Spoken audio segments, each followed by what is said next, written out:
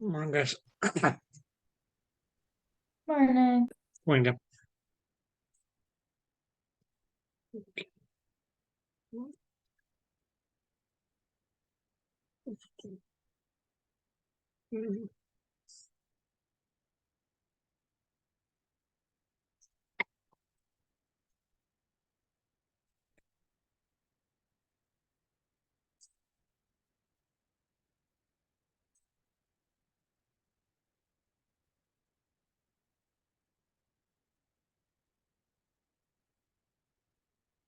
Okay. Um, so how are you guys doing? Good? Good, Okay, good. good. Thank you, Don. No, any questions before I proceed?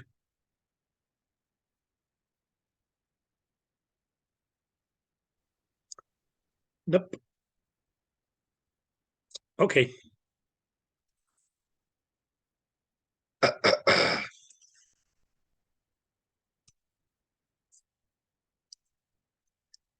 Let's go on. And okay, yes, we'll talk about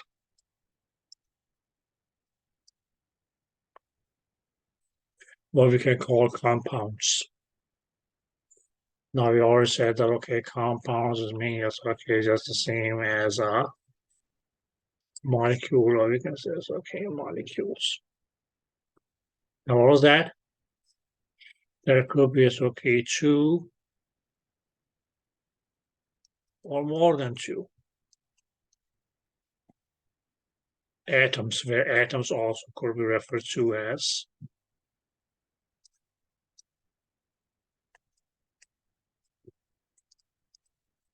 elements.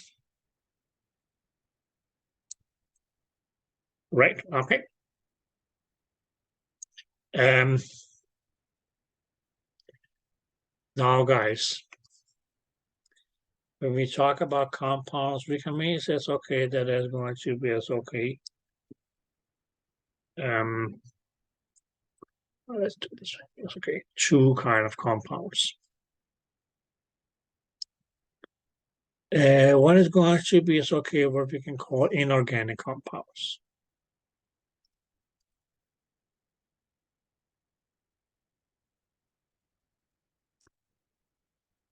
And what your inorganic compounds or molecules mean they're going to be is that they're going to be as okay, simple, and we can say okay, simple or small compounds. Right, okay. Whereas on the other hand, we have okay, it's what we can call organic compounds, which are going to be as okay, we can call as okay, complex. And why are they complex? That's mean it's okay because they are big or large compounds. Okay. Now some common organic compounds that we may as okay talk about or use would be things such as H2O. Okay, it's a simple compound. It mainly is okay, just two hydrogens and an oxygen joined together. Now this may is okay going to be okay the chemical formula for what we call water. So two hydrogens and one oxygen. We can say as okay things such as okay NaCl or sodium chloride. That's going to be as okay what we commonly refer to as salt. We can say CO2, or actually that's okay, it's going to be called carbon because of C is the symbol for carbon. Now, since we have two, it's going to be di. and then we say it's okay, oxide. Okay, so carbon dioxide. Okay, now we will mainly, yes, okay, talk a bit about this gas here, yes, okay, when we talk respiration and so on. So, and there's another, yes, okay, it's going to be more simple, it's going to be CO, just a carbon and oxygen, and that's going to be, yes, okay, what we can call carbon monoxide. Okay, where mono, yes, okay, just means one, and oxide is again, yes, okay, of an oxygen. Okay, we can say it's okay, such as things such as ammonia, NH4, which is one nitrogen and four hydrogen. So that is going to be okay, what we'll call ammonia.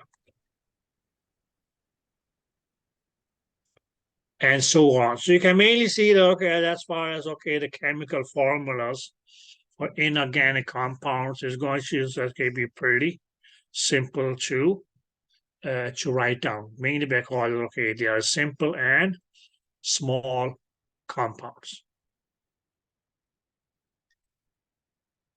Any questions? No.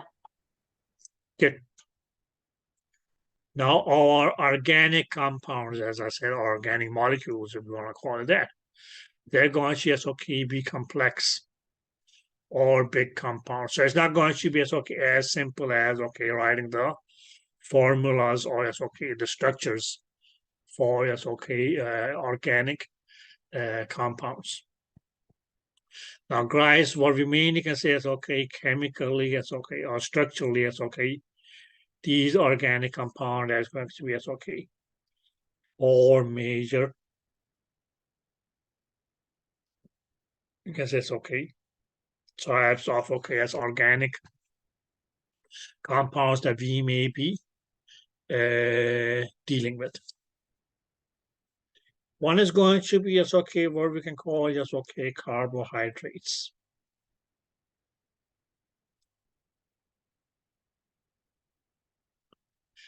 Now, just the rough structure of, okay, as carbohydrates, if you look at it would have a carbon. Right, okay. It will have hydrogen. And, okay, yes, it will have oxygen. So carbohydrate is mainly, as okay, going to be a combination of carbon atoms, hydrogen atoms, and oxygen atoms. Okay. Now a common, yes, okay, carbohydrate that we will be talking about. Or yes, okay, mainly yes, okay, will be referring to is going to be, yes, okay, what we call glucose.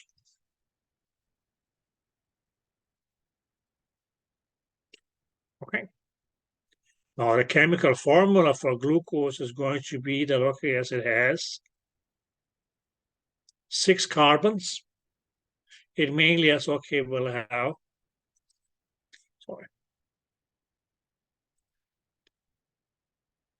12 hydrogens, and it's also going to have 6 oxygen molecules or atoms. Okay, so this is the chemical formula for the carbohydrate, which is going to be glucose.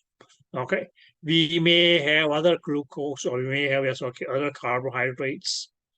We can say, yes, okay, another example of a carbohydrate would be lactose. We may have, yes, okay, sucrose. We have, okay, yes, maltose, okay. There will be, yes, okay, what we can call it, okay. Fructose, and so on, so on, so on, so what you mainly can see is that, okay, as why were the carbohydrates, or commonly as, okay, known as sugars, mainly as, okay, because they ended with the term "ose." That made them as, okay, carbohydrates or sugars. Okay. One carbohydrate is going to be as, okay, a very, very, very complex carbohydrate or sugar is going to be as, okay, what we will call starch.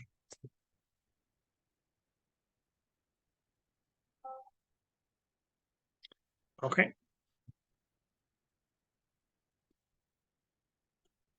Is that clear? Now, guys, what starch pretty much is going to be, it's just going to be as, okay, a long chain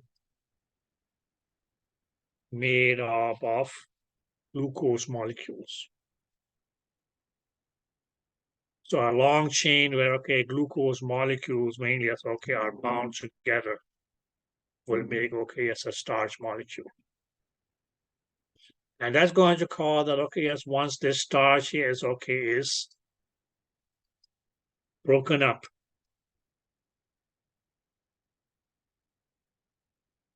that is going to, is, okay, release a lot of glucose.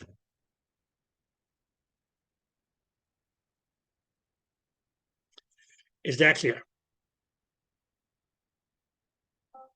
Yes. Yes.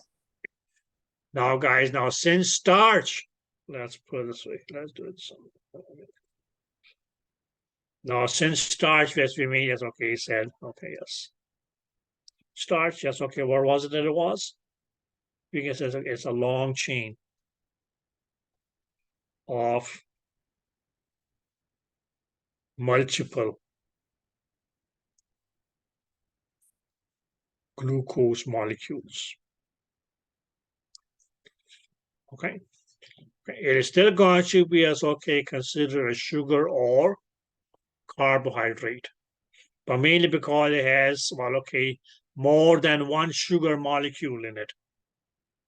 A starch molecule has more than one sugar or one glucose molecule in it. That's going to be as, okay, that actually will be called a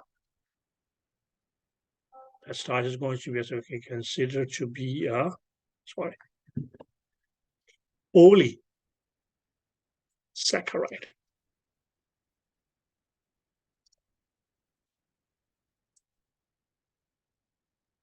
Where we mean you can say that, okay, as poly means a lot or many. Here the word as, okay, saccharide is mainly as, okay, just going to be a term that refers to sugar or carbohydrate molecules. So starch is a polysaccharide. Is that clear? Yes. Yeah. Good. Right, okay. Let's just go a little bit simpler, and we can say as, okay, there was a sugar. We call that one lactose.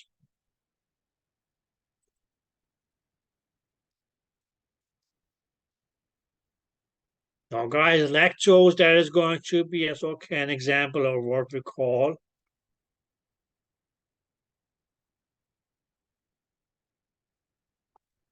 disaccharide. Now, if you just look at this, that's okay, the word di means two.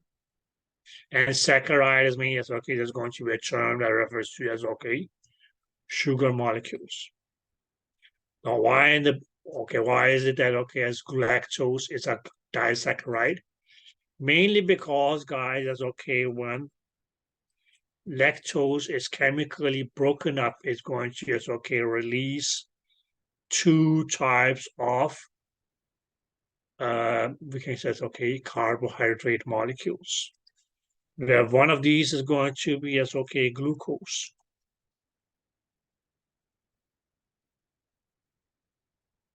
And the other one is going to be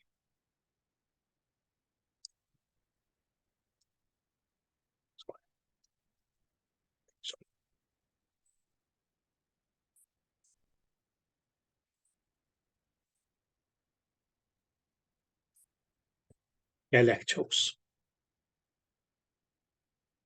So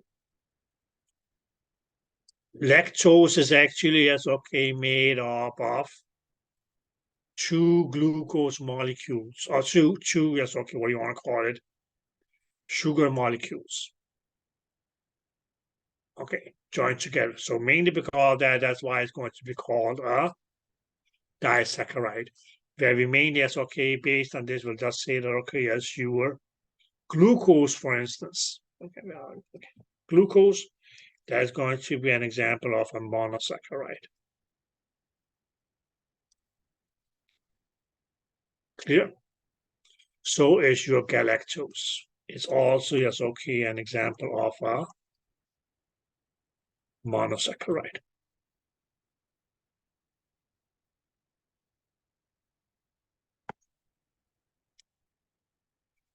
Is that clear? These are all still under carbohydrate, right? Yes. Okay. Okay. Where you can mainly say, okay, glucose, why is that a monosaccharide? Mainly because that's going to be, okay, the glucose, okay, the carbohydrate molecules. Okay. Clear? So if, okay, as a carbohydrate molecule has a lot of carbohydrate molecules, it's going to be, okay, called a polysaccharide. Starch is, okay, as a brilliant example for that. We can have, okay, disaccharides, where there's going to be, okay, two type or two sugar molecules brought together.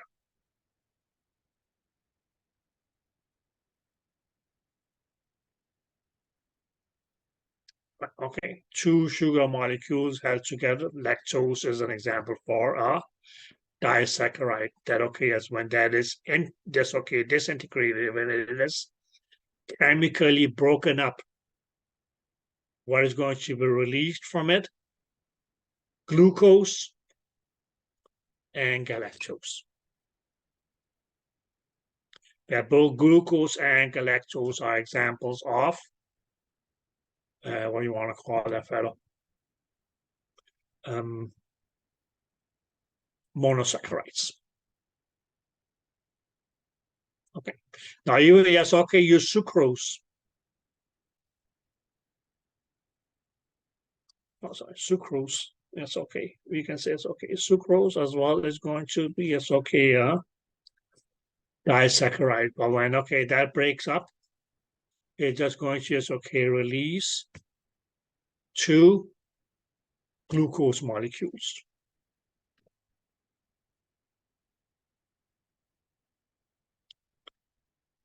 Okay.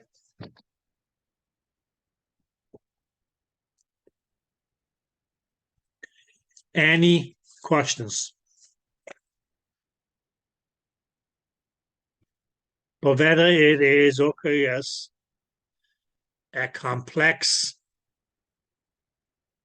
molecule such as starch is still going to be considered a carbohydrate. Where it's, okay, relatively smaller, that's okay, molecule like lactose, it will still be as, okay, a carbohydrate or sugar. Or even as, okay, if it's simply as, okay, molecules such as glucose, galactose, etc., which will be as, okay, monosaccharides, which can't be as, okay, further broken down and still be called a carbohydrate. Okay, because guys, what's going to happen is, okay, when sugar is broken down, what we actually will end up having is we will have carbon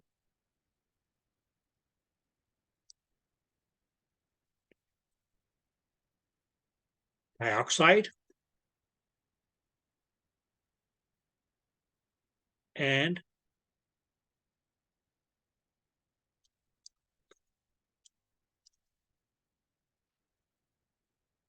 water.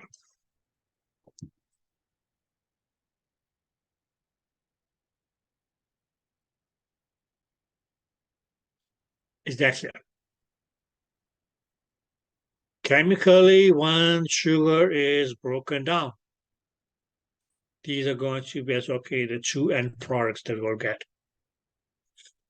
But okay, guys, what remaining can say is what's going to come as a result of this breakdown is that it's going to just be a release of energy.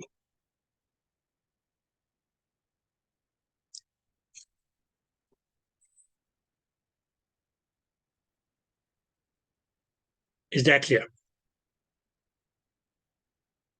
Yes.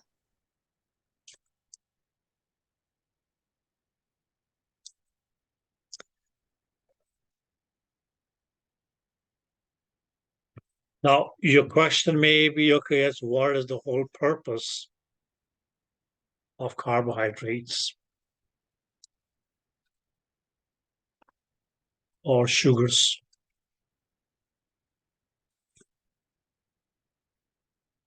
Okay, as far as their function in the body is concerned, yes, what is it that they're used for? And we can say, that's going to be the primary fuel of the body.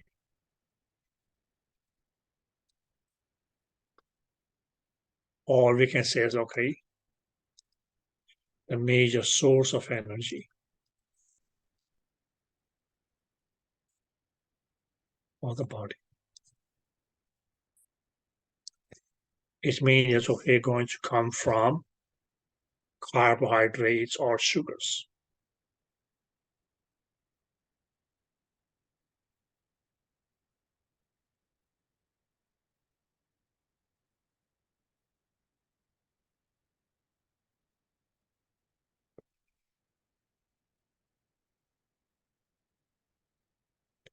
Did you guys get that? Yeah. Does that says major source? Yeah, the major Okay. source of energy for the body. As you just said, if you for instance, took our sugar, or carbohydrate, or let's say glucose.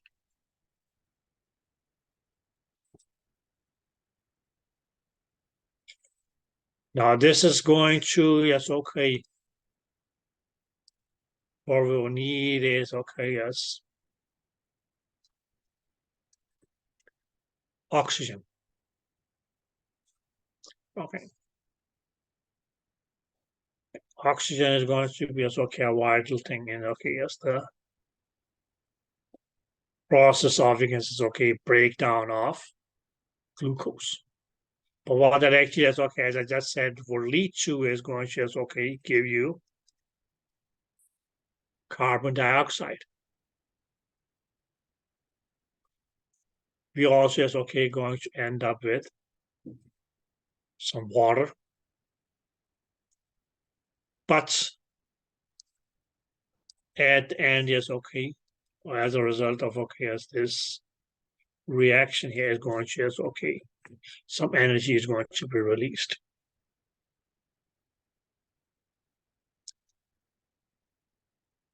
Is that clear?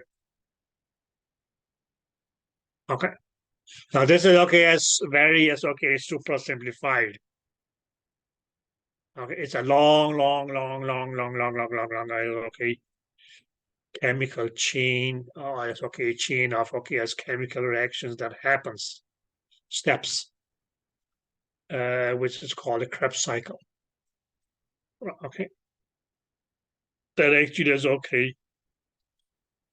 goes on and has caused it in the presence of oxygen that the carbon, or it's that the carbohydrate is broken down to just produce carbon dioxide and water, and also just release energy.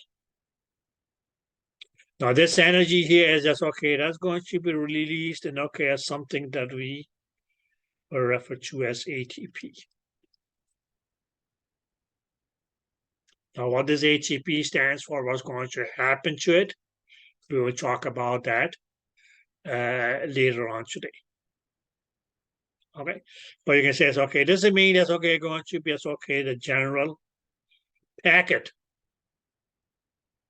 that as in which as the energy that is going to be supplied to the body or provided to the body is going to be released as a packet of ATP. Okay. As a matter of fact, guys, this is going to be a molecule by itself. Okay, so ATP is a molecule by itself. Okay, but it's functional. Its function is going to be that is going to be the major source of energy. Where did that come from? It came from the breakdown of carbohydrates, or in this case, that's glucose. Because out of all the sugars, the main sugar that the body will be using as a source of energy is glucose.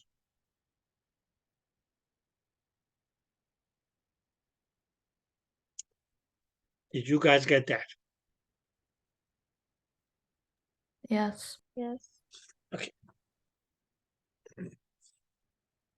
So primarily, yes, glucose, glucose carbohydrates, or sugars, yes, their main purpose as a molecule is going to be that, they will be the primary food, primary fuel or source of energy for the body.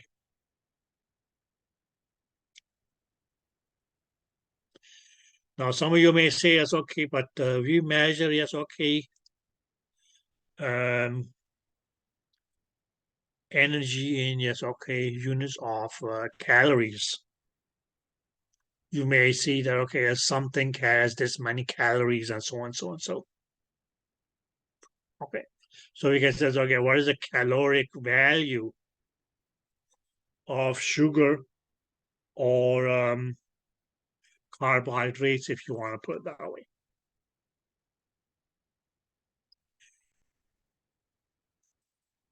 And it's going to use 4.5 kilocalories per gram of sugar.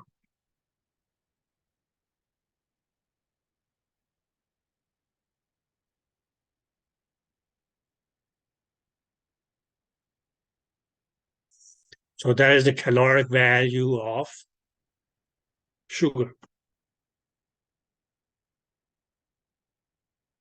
No, sorry, what the hell?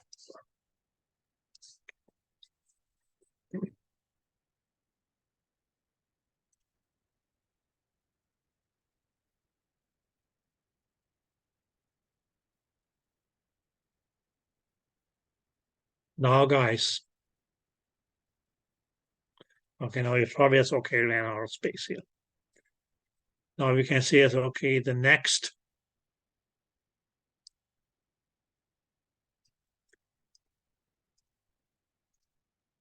organic compound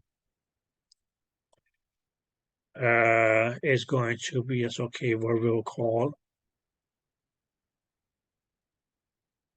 yes, we can go.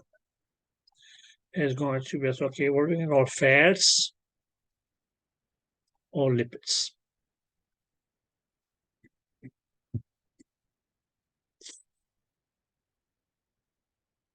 Okay. Now, guys, primarily fats or lipids, they can be derived from sugar. or you can mainly say, okay, there's a process in the body, yes, okay, where stored sugar actually, yes, okay, gets converted into fat. Okay, clear? Okay, so yes, okay, you can mainly say that, okay, a glucose that may not be used as a source of energy. Well, okay, as the body will store it. Okay, most likely as okay, or primary store as what we call glycogen. But that glycogen can actually also get converted into fat. But it's not going to be all fat that is going to be directly derived from glucose. Okay. Now some of you may say, okay, why in the blue do we need fat? It's a pain in the butt. Well, first of all, what fat's primary function is going to be especially when you talk about the subcutaneous tissue. A subcutaneous layer of the skin is going to act as an insulator.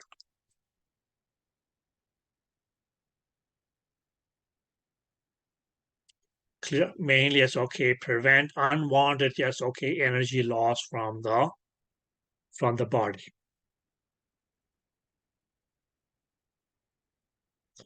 Another purpose of fats or lipids is that it's going to form what we call the cell membrane.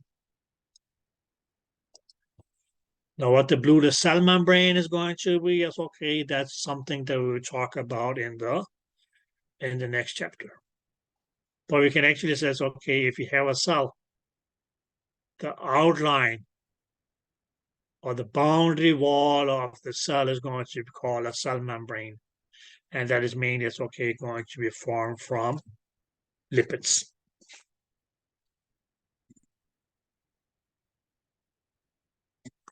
Okay. Likewise, it's another function of your lipids or fats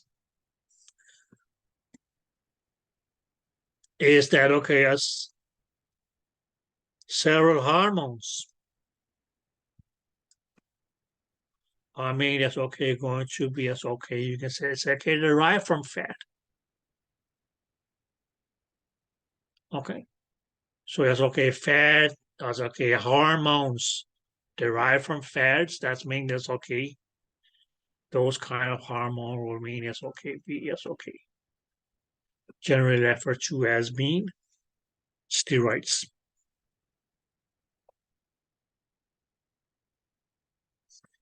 Clear? Now, in worst case scenario, let's say that your body is running low on sugar. You have stored as you can say as that you have used up the you can say sugar, stored sugar that you had in the body to provide you with energy. The body may go on and utilize fat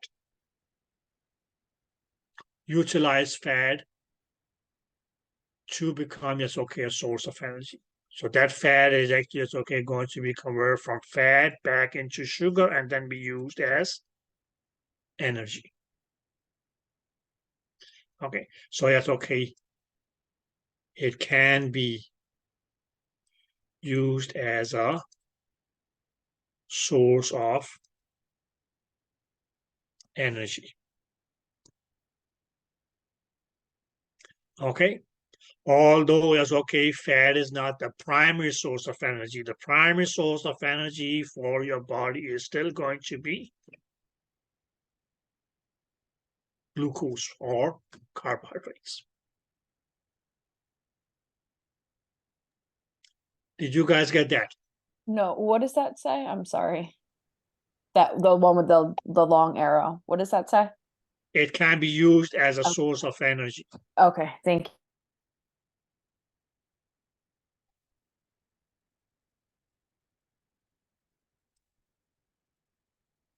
you. That's why I say, okay, don't try to read what I write.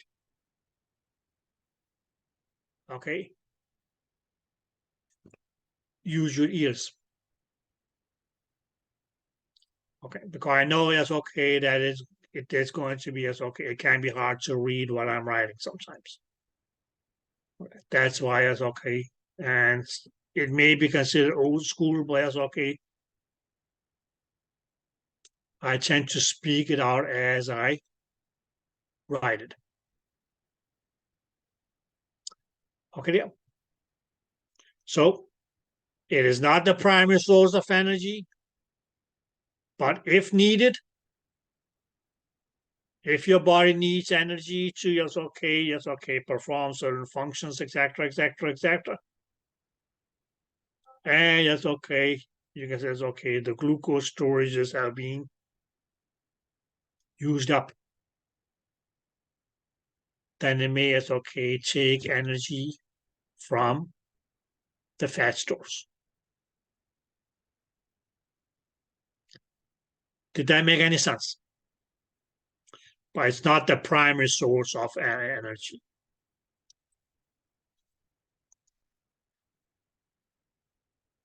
Now, guys, as far as okay, the caloric value of okay as fat, it is twice that of sugar. So for 1 gram of fat, we actually can get as 9 calories per gram of fat. Whereas for sugar, as I go, the half of that was 4.5 calories. So it's not kcal, it's just calorie per gram. Yeah. Okay, so is that the same for carb? Because I know originally you put the K there, so they're No, both. it's only calories. Okay, thank you. Okay.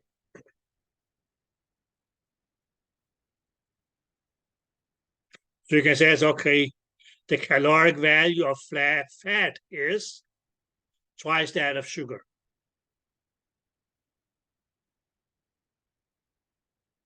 Right, okay. Because 1 gram of fat is going to provide you with twice the amount of calories as 1 gram of sugar.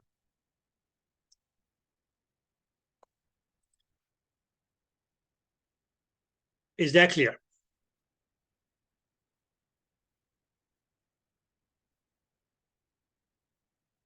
Yes. Okay. Now, okay, yes, okay. Just one other function, guys. And okay, yes, we can mean this okay that these lipids here or fats, what they actually is okay also will be doing is that okay as it's going to just okay play a vital role in the production of lymph.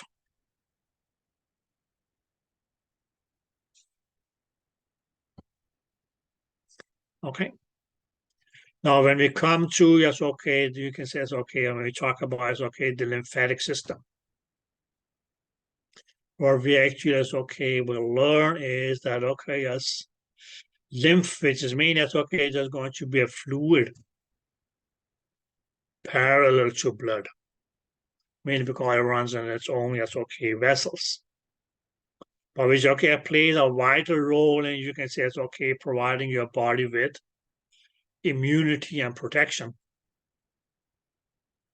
Okay, but that lymph actually is okay is going to is okay be, or we can say one of the major components in lymph is actually is okay going to be fat.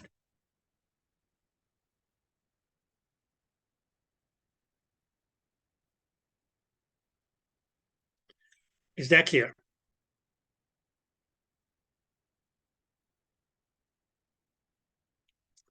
Okay. Did you guys get that? Yes. Yep. Okay, good.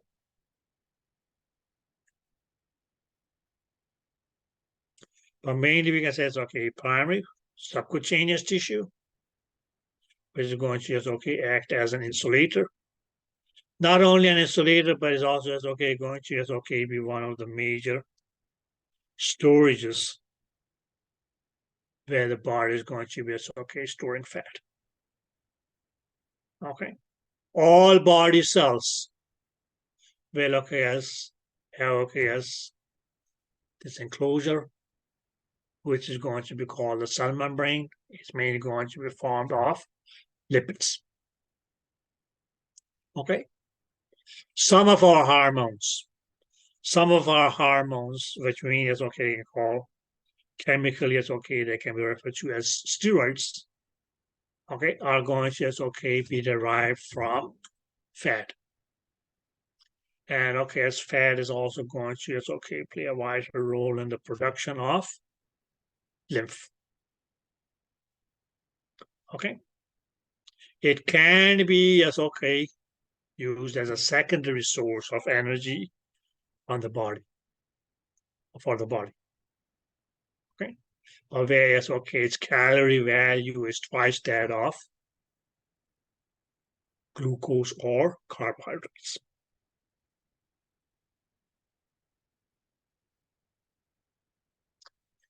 Did you guys get that?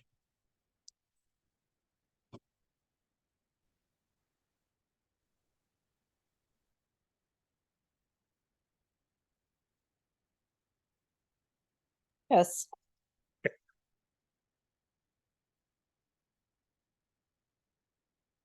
Okay, guys, now the next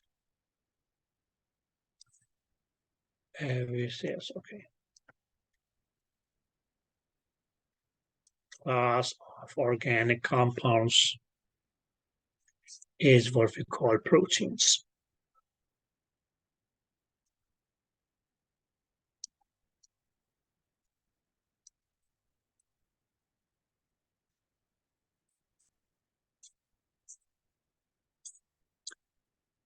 Okay. Now, guys, proteins as a molecule. Now, we can mainly say that proteins is when we talk about them as molecules is going to be some of the most complex organic molecules.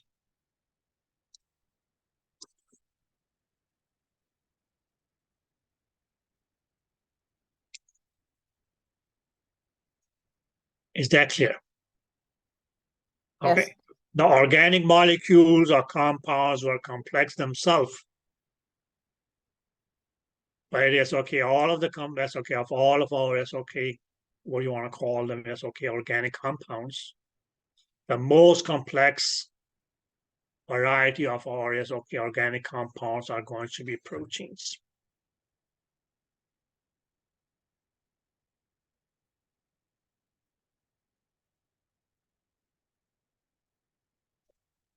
Now, we can mainly say proteins are made up of, because it's it's a long chains of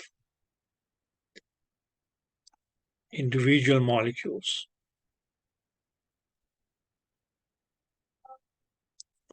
And those individual molecules are going to are going to be called amino acids.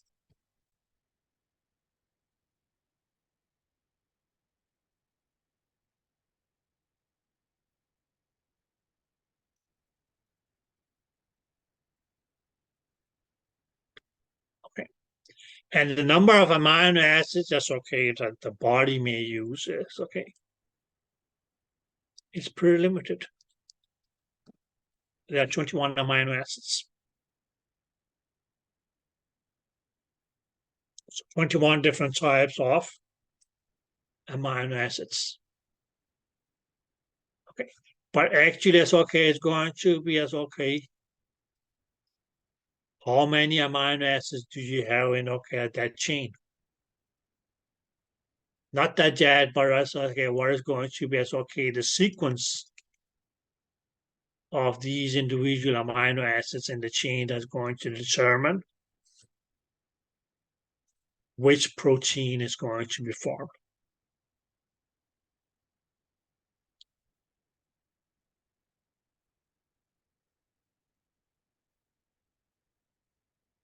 Okay, we can then further yes, okay, divide amino acids into essential amino acids and non-essential amino acids. Where we said essential amino acids, that was also what we call the vitamins. Whereas non-essential amino acids was mainly okay, just what you can call it, okay, non-essential amino acids.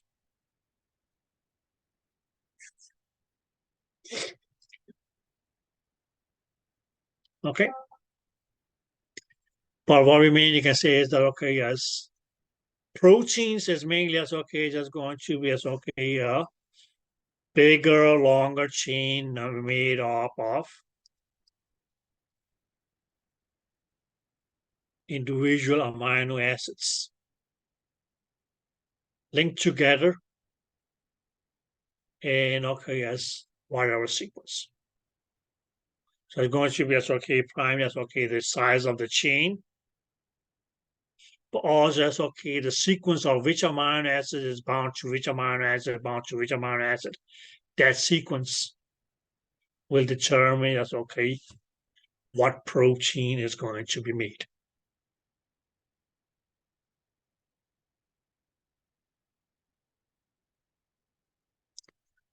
Is that clear? Yes. Okay. Then we can say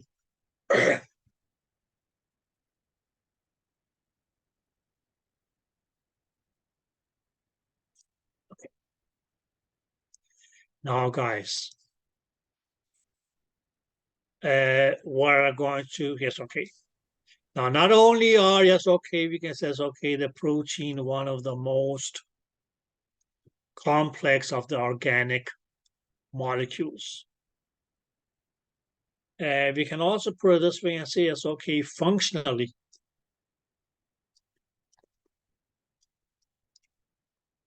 as far as the function of proteins is concerned, is okay as one of the most versatile of the molecules. Okay. The function for glucose was very straightforward. Primarily, well, okay, its main purpose was, yes, okay, a source of energy. Clear? There was a little bit more into the functions, it's okay, when we talked about fats or lipids. Whereas functionally, it's okay. Protein is probably, it's okay, one of those molecules that has, okay, as connected as, okay, end up as, okay, performing a lot of different functions. Now, one of the primary function of proteins is that it's going to be as okay, what we can call it as okay, the bodybuilding blocks.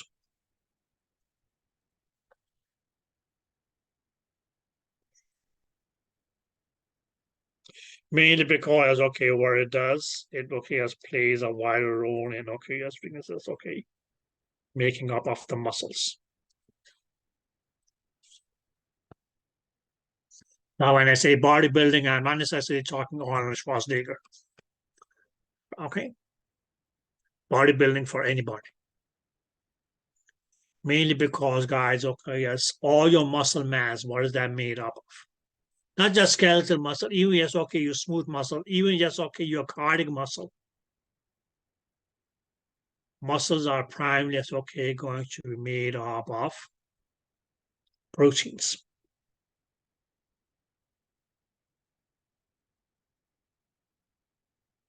Did you guys get that? Yes. Yep. Okay. Yes.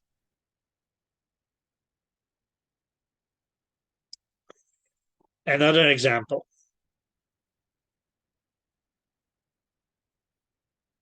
Of proteins is going to be as okay your hormones. Now, although that's okay on the previous slide that I said several, right? That's going to be as okay a small portion of your hormones that are going to be as okay what we can call steroidal hormones, or actually as okay derived or made up of fat. Okay. The major bulk of the hormones produced by the body are chemically going to be as okay made up of proteins. Okay, so you can actually say that most hormones as okay are made up of proteins. And roughly speaking, guys, that's okay. Any hormone that ends with the letter N or which name ends with the letter N is proteins. Or where you can maybe say, okay, that protein is going to be okay involved in the structure of that hormone. So without the protein, that's okay, that hormone would not be produced.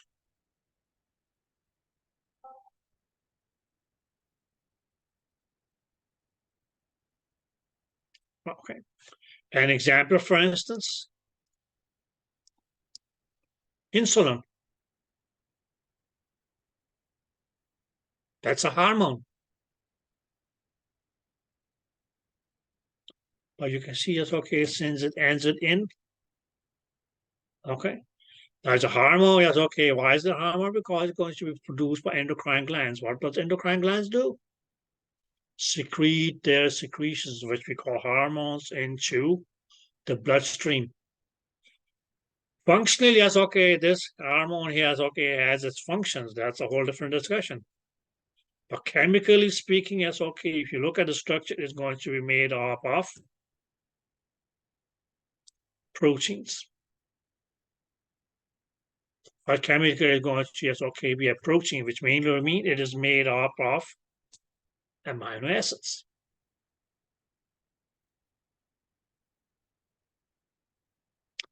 Did that make sense?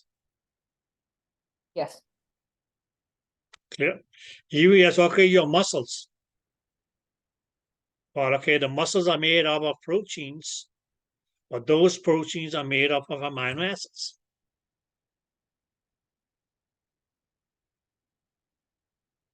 Now, another substance, another, yes, okay, vast variety of substance produced by the body is going to be, yes, okay, what we will call enzymes.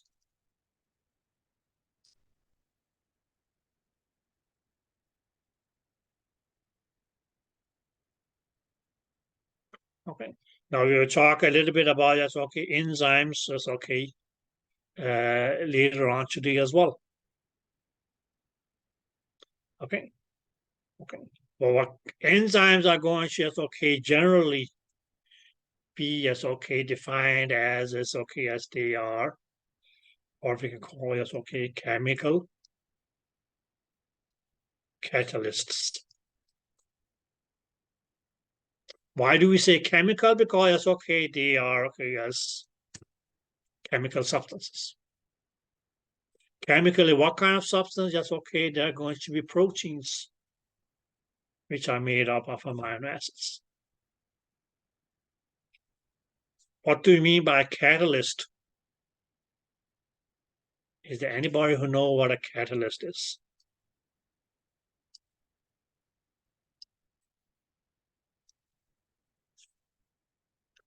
Anybody want to say anything about a catalyst? I'll say something. It's probably wrong, but No, Is it- why? Okay, go on. isn't it what helps start like a chemical reaction? Or like help start something? Okay.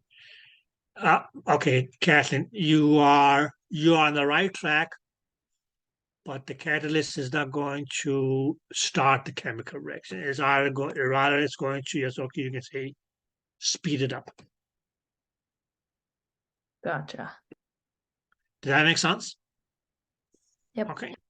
So speeding up, yes, okay, any chemical reaction, that's going to be, yes, okay, what you can call, yes, okay, a catalyst. So what is it? Enzymes are going to be, yes, okay, they're going to be, yes, okay, be chemical catalysts, substances that actually, that's okay, we can say, that's okay, are going to, that's okay, speed up, initiate, yeah, okay, or we can say, okay, facilitate the chemical reaction. Okay. Now it may be as okay, difficult, just okay, not really, but okay, maybe a little bit hard, just okay, explain, just okay, chemical catalyst in words. But you can say as okay, your stove,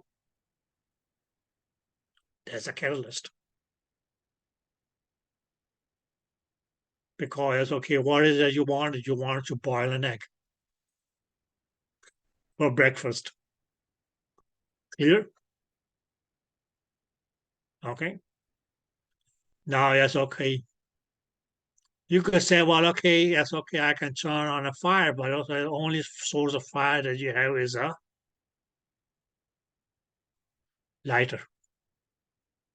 Well, okay, yes. Good luck with having that hard-boiled egg. It's okay. Boil that with the help of a lighter. So you can say it's okay, your stove is going to be as okay, a catalyst. It's going to, it's okay. Make sure that okay, that hard-boiled egg is okay, hard-boiled within 7-8 minutes. Otherwise, you could be sitting from now till yes, okay, past dinner time, and it's okay, still not have that egg hard-boiled if you are just using it's okay, a lighter. Okay. But like I said, that was more of a physical example. But when we talk about chemicals, it's going to be as okay, substance that mainly as okay, we can say in most instances, okay, the chemical reaction would not be possible without the enzyme. Clear? Okay. So chemically speaking, what is it that enzymes are? They are all going to be chemically proteins. Did that make sense? Okay. But here it's okay, they have a different function. Their purpose was to, it's okay, speed up a chemical reaction.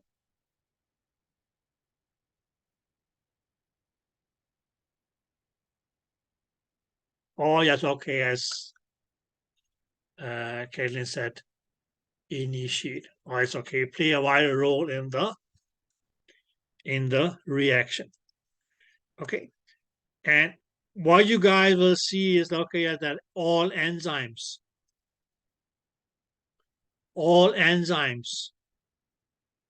no, it's okay, all that's okay, chemically it's okay, they are proteins. But we can mean says okay that all enzymes. That's okay. Names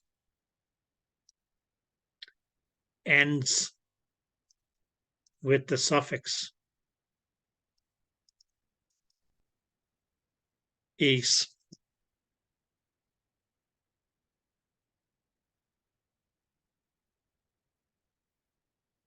Now, guys, when the earlier phrases, okay, talked of, sorry,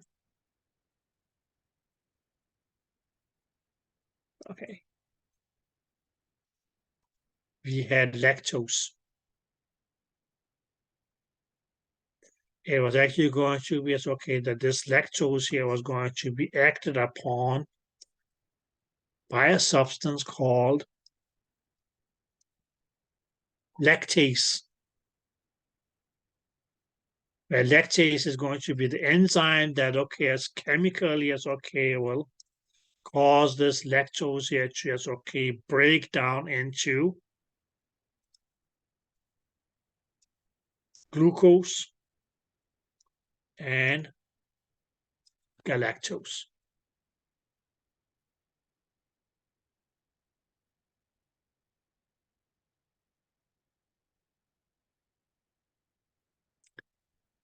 Is that clear? Yes. Right, okay. We also, talked of, what was it that we called him? We talked of, that long chain of starch.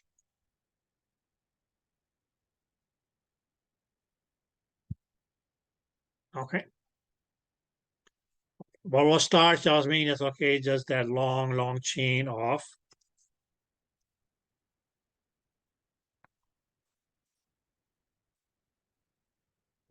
glucose molecules.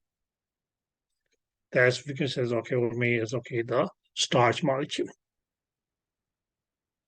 So this starch molecule here is going to be acted upon by an enzyme that is called amylase. AMYLASE. You can say it's an enzyme mainly because it ends with ase. And some of you guys will say why don't they call it starches? Well, that's what it is. Because MIL or AMYL or amyl is actually the Greek for starch.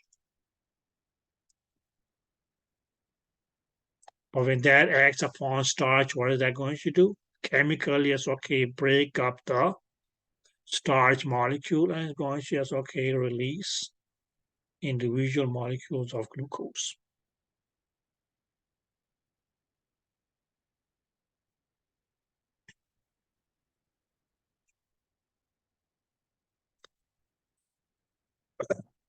Did you guys get that? Yeah. Yeah. Okay.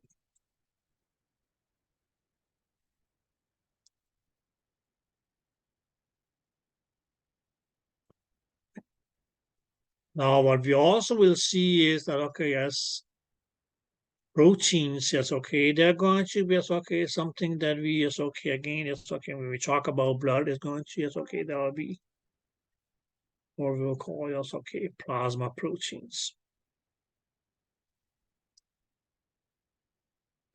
Okay, so there's going to be, a little or bigger or smaller group of proteins present in the plasma of blood that we'll call plasma proteins. And these plasma proteins are going to have their own functions. Primarily,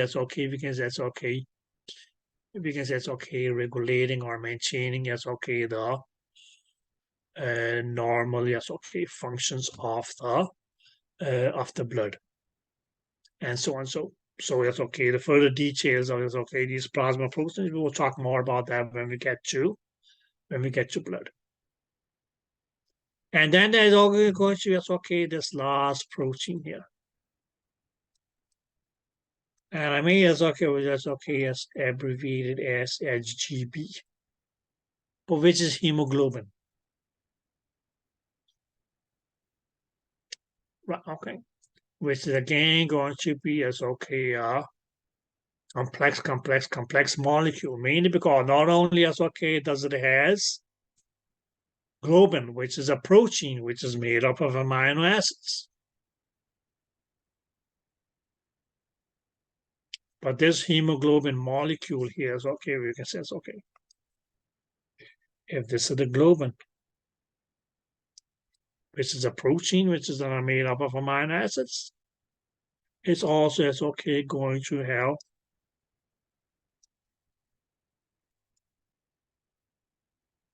iron molecules. Now, what we mainly said, okay, is this was the main, is okay, coloring substance of the blood. It's due to the hemoglobin that blood gets its red color. Okay. But it has more of a function than that's okay, just giving the blood, that's okay, the red color. Okay.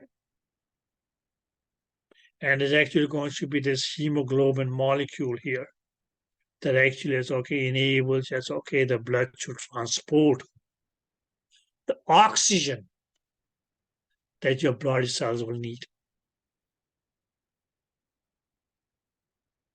Okay. And why is it that your body cells will be needing oxygen? Okay. Primarily because, okay, without oxygen being supplied, the glucose that's going to be, as okay, can use as the primary, as okay, source of energy for your body will not be as okay, broken down. It can be, but that's not going to be as okay, what you can call as okay, ideal. Okay. Glucose can, yes, okay, break down in absence of oxygen, but that's not ideal. Have any of you ever, yes, okay, tried to work out and okay, after a certain amount of time, yes, okay, your arms and legs start feeling heavy. And you may have that, okay, yes, is okay, as more of a burning sensation in your arms and legs. That's because, okay, you broke out or broke down more oxygen. Not in complete absence, but as okay, there was not enough oxygen that was provided for the breakdown of oxygen or carbohydrates or sugars to fulfill the body requirements. So it goes through a whole different, yes, okay, cycle of a breakdown of glucose. Not the normal, yes, okay, Krebs cycle, but that becomes, yes, okay, the citric acid cycle.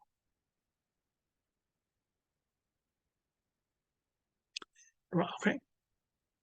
So it's okay, you get the energy, but okay, on the other hand, you also, yes, okay, have you guys wondered what that burning sensation come from?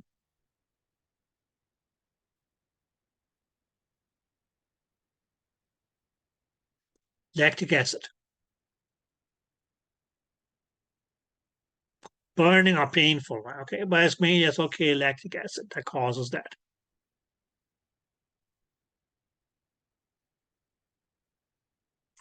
Okay.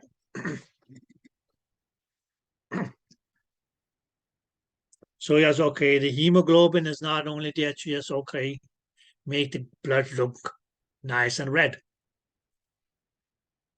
Okay. It has more to it, more of a function.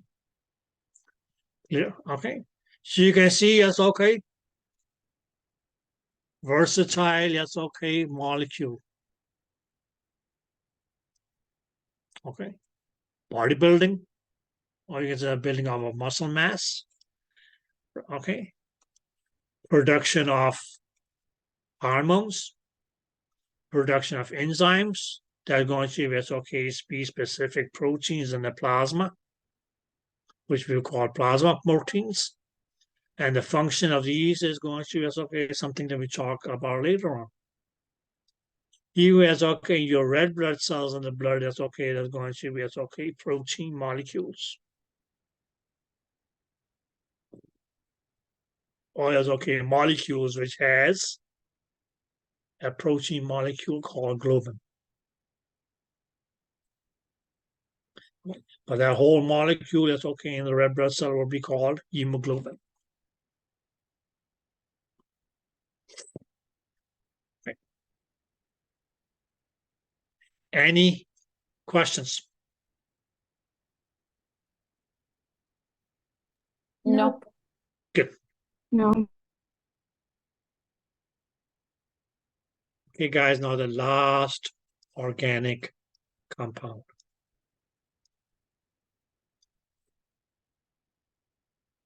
Is mainly as okay what we were referred to as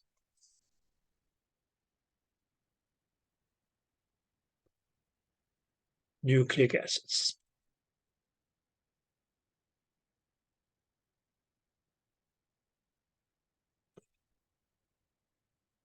Now, nucleic acids, guys, okay, that's what they mainly as okay also are going to be is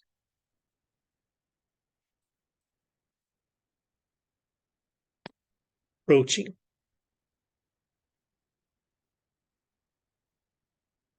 Okay, so we can mainly say okay, the major ingredient of nucleic acids is going to be proteins.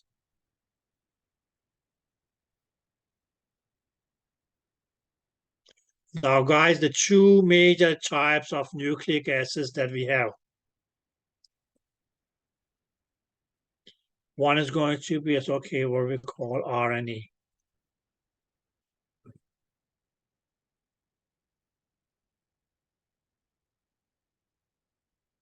Okay. Now, RNA is just an abbreviation, which means okay is going to stand for ribonucleic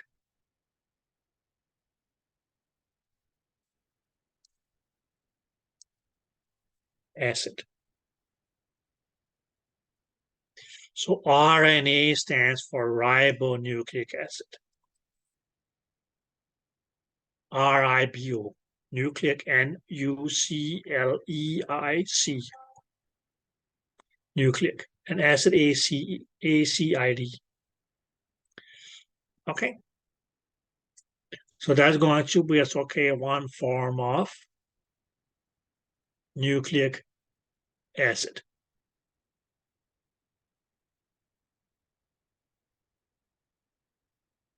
So you can mean it as okay, why do we call it nucleic acid? That's okay. Now, guys, the other kind of nucleic acid that we will have is going to be as okay what is known as DNA.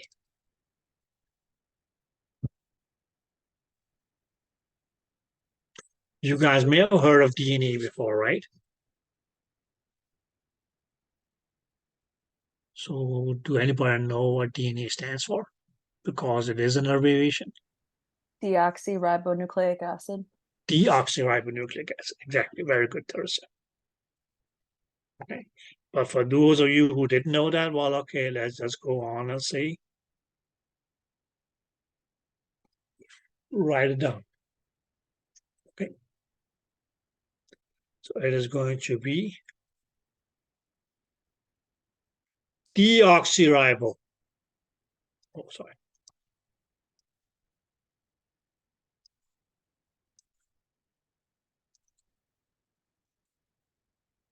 And but of course, that's okay. It's still going to be it's okay. Nucleic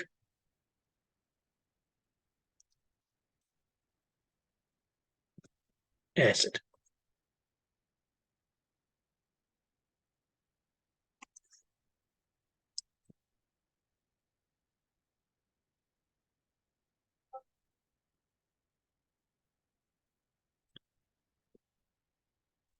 Is that clear?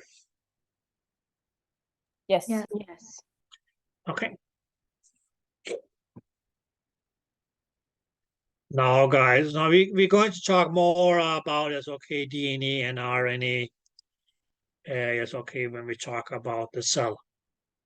But what we actually can say is that okay, sorry, is going to be the RNA that actually is okay. Eventually, it's okay will become what we know as the DNA.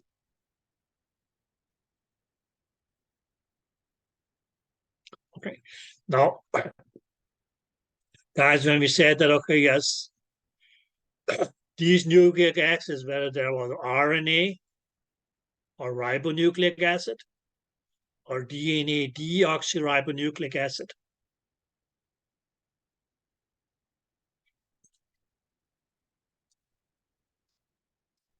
each of them mainly as okay can only be made up of 4 types of proteins. It's only going to be as okay 4 types of proteins that will as okay take part in the formation of RNA. Likewise, it's only going to be as okay 4 proteins that will take part in the production of DNA. Okay. But what actually is going to make different DNAs different from one another is going to be the sequence in how those proteins run along a chain. Now, as far as the proteins for RNA and DNA are concerned, okay, it's 4 for each, but it's going to be 3 proteins: adenosine,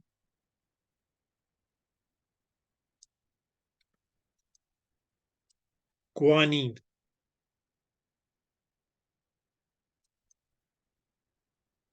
and cytosine that will be found in both RNA and DNA.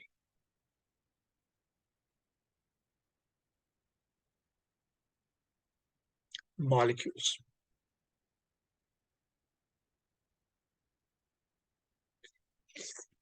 Is that clear? The only protein, I'm sorry, that's okay. Yeah, the only protein that we will find in DNA and RNA and not in RNA, DNA and DNA, but not in RNA, is for RNA is going to be what we will call uracil.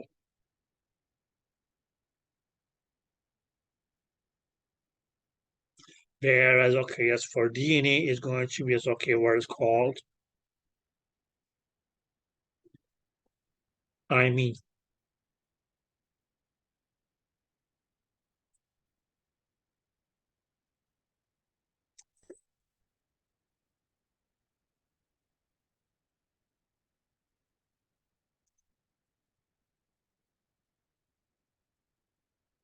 Okay. Now, saying there are only 4 proteins in DNA, there are only 4 proteins in RNA. And guys, when we go to RNA, we say adenosine.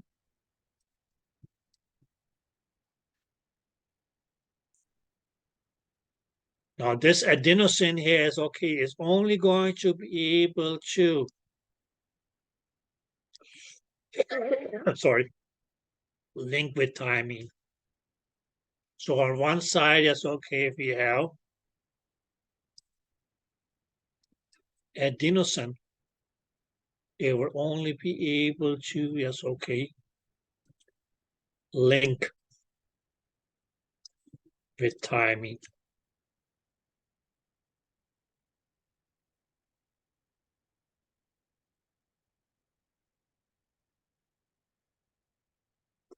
Where, yes, we go, guanine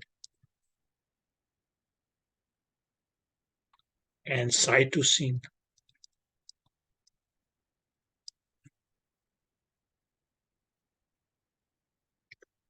Yes, these are going to be the only 2. Only these 2 will be able to bound with one another.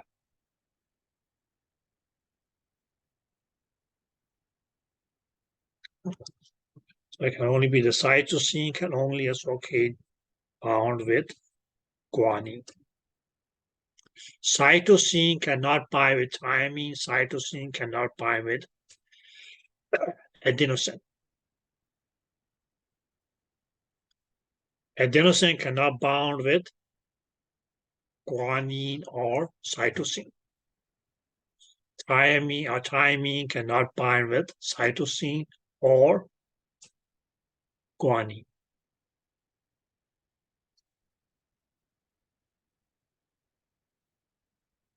So then comments, okay.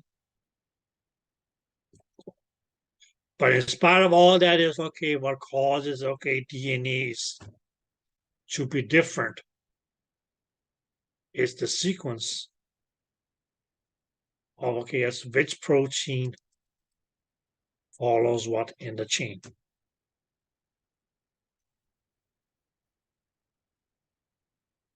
Okay. Now, yes, okay. This information is okay here in green. Yes, okay. It is not something that you necessarily would need to know. Okay. That was just if somebody had okay some extra interest in it. Well, okay, yes, here we go. But it's okay. What you need to know is okay, is what does DNA stands for? Deoxyribonucleic acid. Okay. What does RNA stands for? Ribonucleic acid.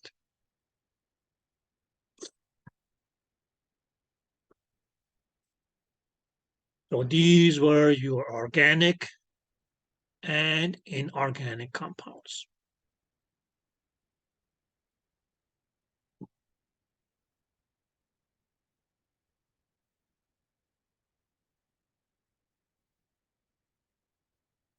Any questions, guys? Okay.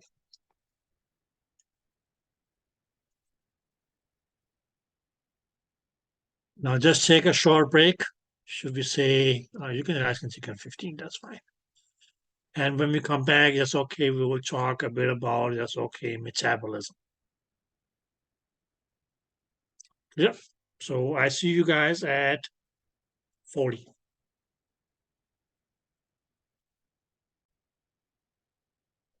It's on record. Sorry. Okay. Where there is only one form of the process that happens in metabolism. So metabolism, guys, is actually it's okay going to be it's okay. What we can call it, okay, an umbrella term. Okay. Where we actually is okay have two processes that comes under is okay the umbrella of metabolism. One is going to be is okay where we call catabolism. And the catabolism, guys, that is going to be it's okay where we can say it's okay the breakdown. Now, guys, not only going to be it's okay breakdown of food. Breakdown of food is going to be it's okay what we call digestion. Clear? What we can mean is that's okay breakdown of molecules.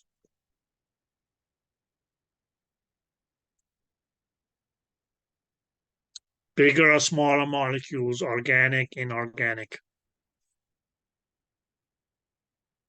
That would be it's okay what you call catabolism. So catabolism actually is going to be it's okay the breakdown.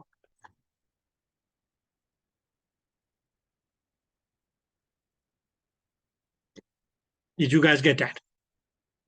Yes. Good. Whereas okay, as on the other hand, a process that still is okay comes under is okay the umbrella of metabolism.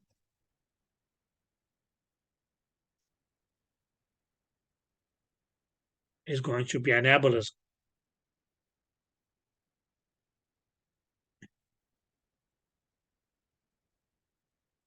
Or catabolism was the breakdown, and anabolism, I mean, it's okay going to be considered okay the buildup.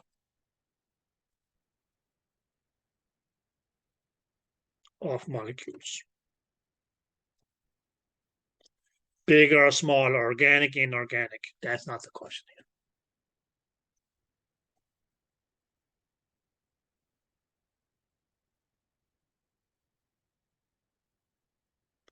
Did you guys get that? Yes. Okay. So in both cases, okay, so both of these, whether it was catabolism or anabolism, comes under, yes, okay, our processes of metabolism. So what, as we just asked before we started, okay, metabolism, that is mainly as okay, the car is okay, what people most commonly think is the process of what actually happens in catabolism, where it's going to be catabolism, where you actually has okay, breakdown of molecules. Now we already talked about that earlier. For instance, it's okay when we said carbohydrate or sugar, right? Clear? Okay. What I mean is that, well, okay, that's going to be as okay broken down. Or we can say it's going to be as okay catabolized into as okay what would be carbon dioxide,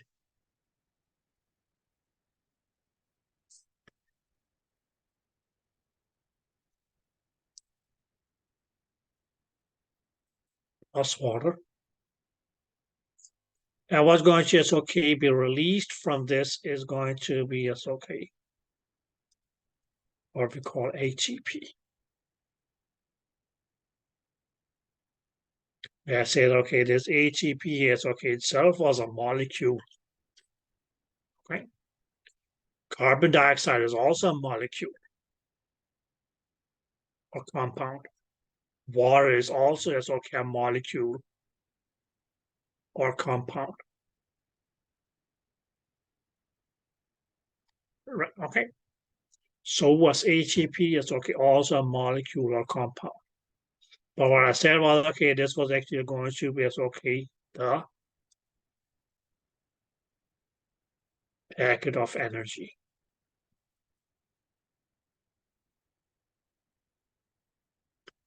Now, I guess that's okay. Today is abbreviation day because okay, here we have okay as another abbreviation, which is ATP.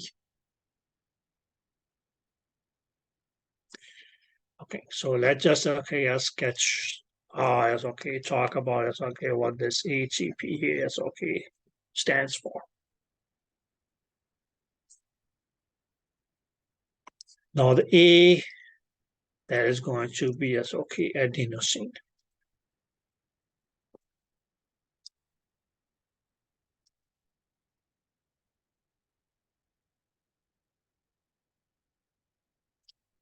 C, as in Tom,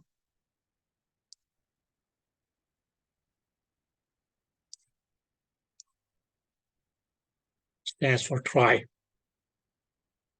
TRI.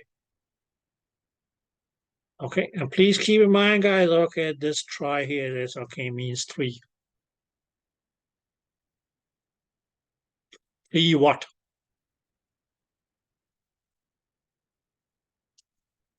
What your P's are. Phosphate.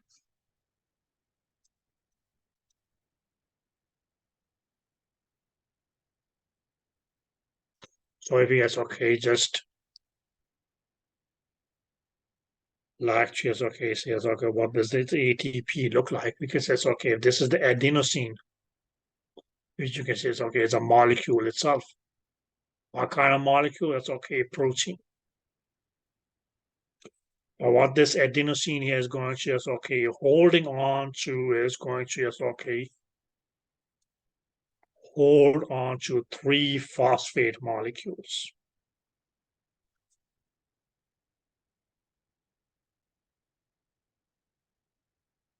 Or atoms. Did that make sense? Yes. Okay. So this was just okay, as I said earlier, it's okay, this was the initial package that is going to just okay store the energy that the body will use. Where did that come from? Pretty much okay, we can say okay, the catabolism of glucose. This is just okay, the super simplified form of it. Okay.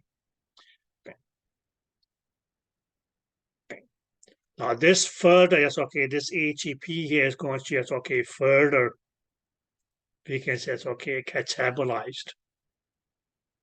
And one thing that may, yes, okay, happen is we can say, okay, the next step of catabolism is going to be that, okay, yes, this ATP is okay, may be acted upon by something that we call ATP ACE.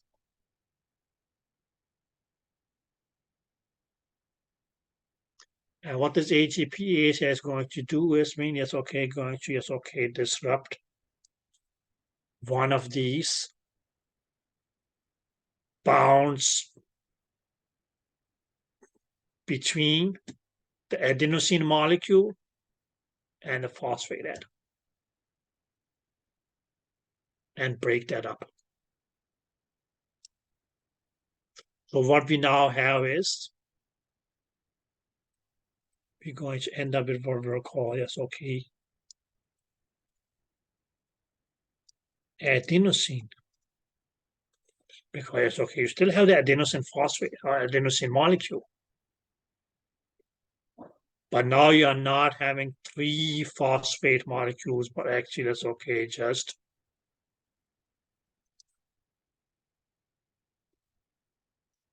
two phosphate molecules. So that's going to be, it's okay, adenosine.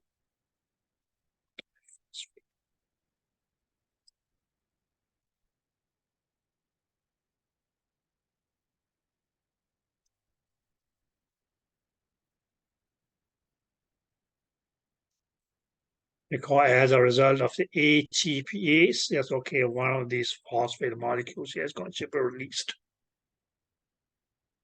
Okay, but what remaining can say is okay, it's going to be is okay.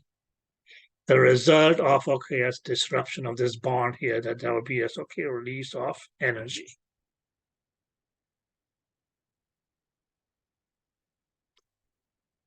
Did that make sense?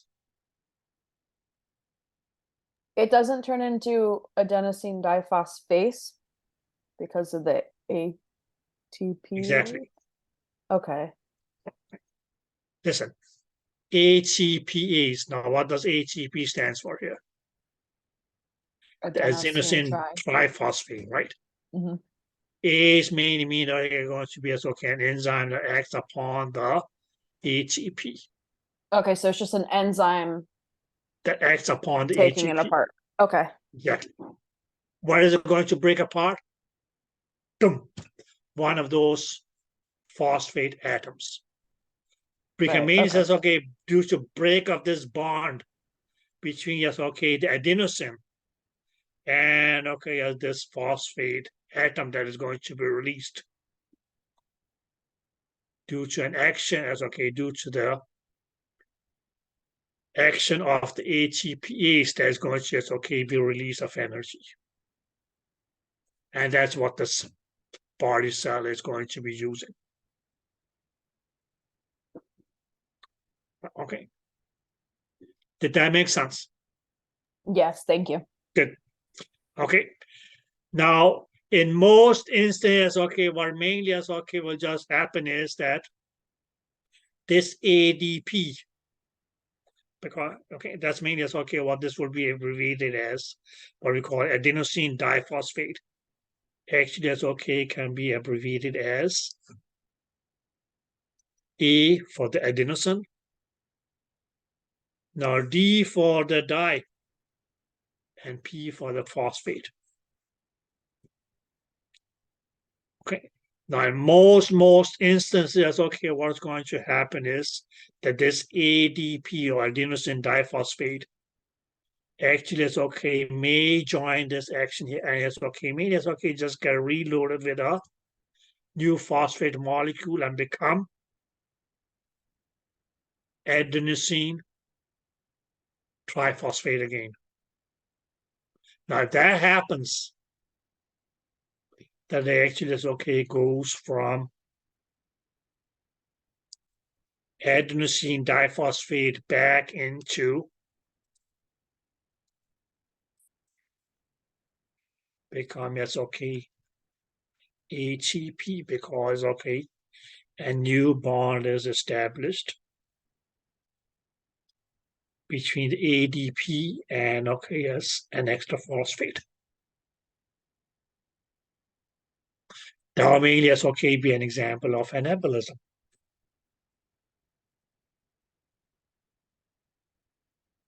Okay, that is usually that's usually, yes, okay, what will happen to ADP phosphate, ADP, sorry. But,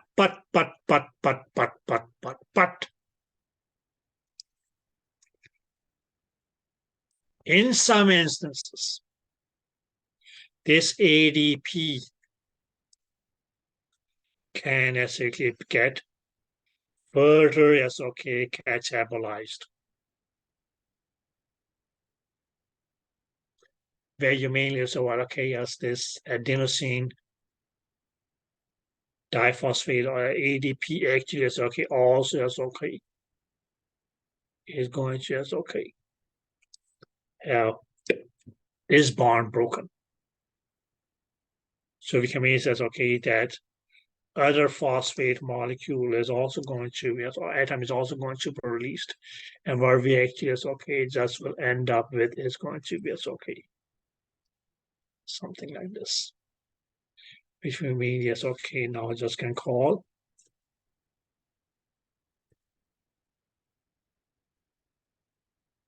adenosine. For me, it's okay, because I now only have, yes, okay, one phosphate. It's going to be mono, which means that's okay, but we mean reference to one phosphate.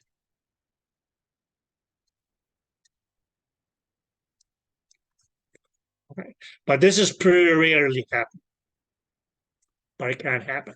So this AN or this adenosine monophosphate can also be abbreviated as AM.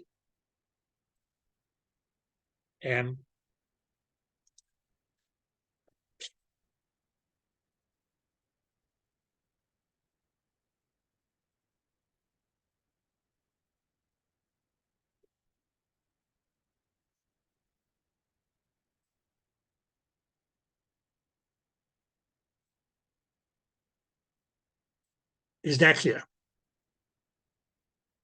Yes. Yes. Okay. Now we can say as okay, this adenosine or this A and P. But okay, yes. Can that go back? And eventually that's okay, come ATP, yes. But for it to happen, yes, okay, that's going to be, yes, okay, undergo anabolism. Okay. Did that make sense? Yeah. Good. Let's just take another example, guys. Now we can mainly say, okay, we may take as says, okay, listen, okay, yes, we have any protein.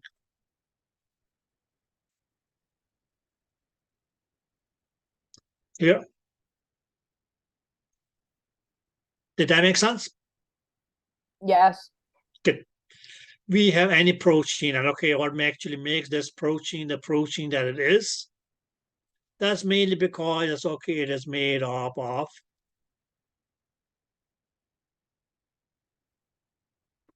a long or a shorter chain of different amino acids.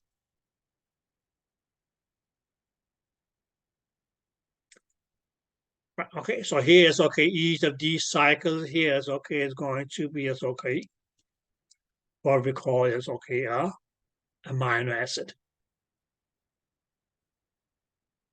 Okay, now these amino acids, of course, that's okay, they will go under, yes, okay.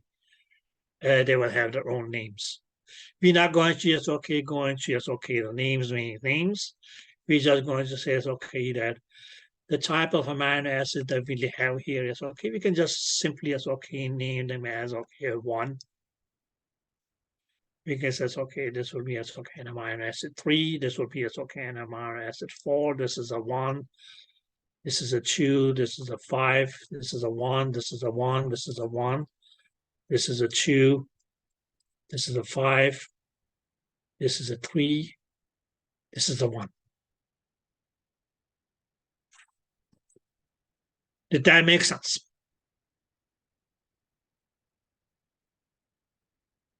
Yes. Yeah. Okay. Okay. So mainly that's okay. That's okay. How many amino acids? 1, 2, 3, 4, 5, 6, 7, 8, 9, 10, 11, 12, 13. Okay. The unlucky number. Okay. The unlucky number of amino acids in a chain. And okay, yes, these amino acids in this sequence here is okay, make this specific protein that we have here. Okay. Now, what we actually is okay, we say is okay, we can say it's okay. The bond between your amino acids here, because they're going to be held together. Okay, so the name for the bond between, yes, okay, your amino acids that hold the amino acids together into a chain, that chain is going to be referred to as a protein. Those bonds are going to be called peptide bonds. So we can just put it down here and say, okay, what was peptide bond? We can say, okay, the bond between amino acids. Okay. And what does this bond here do? That holds them together in the chain to form the protein.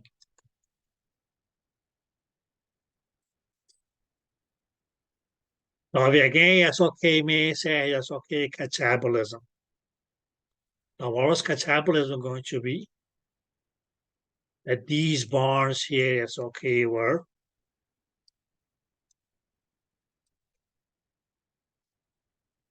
broken down. So that was your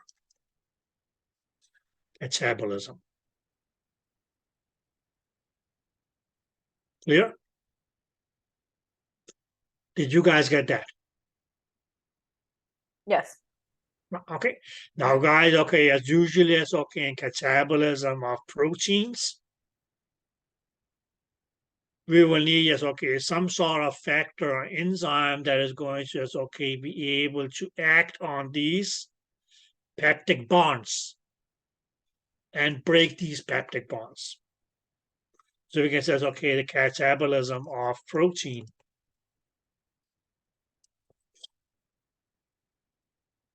is mainly, yes, okay, going to be is by, we can say again, yes, okay, we can say it's okay, breaking down. And what's going to be broken down here? Peptide bonds.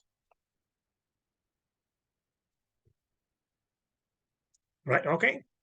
That what needs to be broken down to just okay, break down this protein, right? And yes, okay, generally speaking, yes, okay, a kind of enzyme that's going to, yes, okay, act upon a peptide bond to break it, generally, yes, okay, can be called a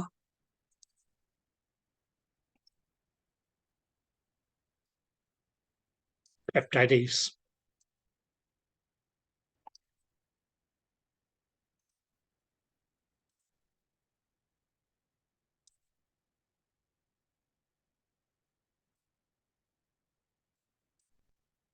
You can say it's okay here.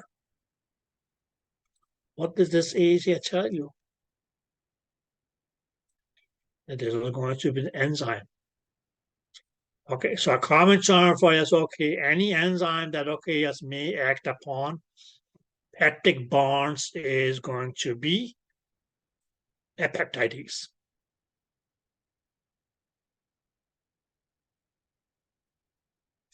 Okay, so yes, okay, these are going to be as okay, you can say it's okay, it's going to be as okay, the peptidase.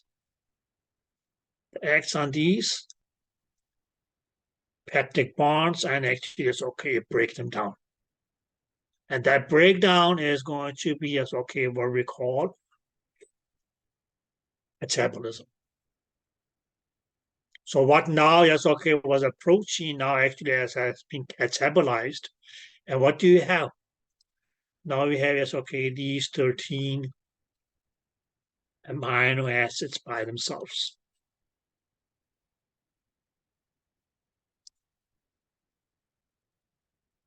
Okay, so we had the 3, we had the 1, we had a 3, we had a 4, we had a 1, we had a 2, we had a 5, we had 2 1s, we had a 2, we had a 5, we had a 3, and we had a 1.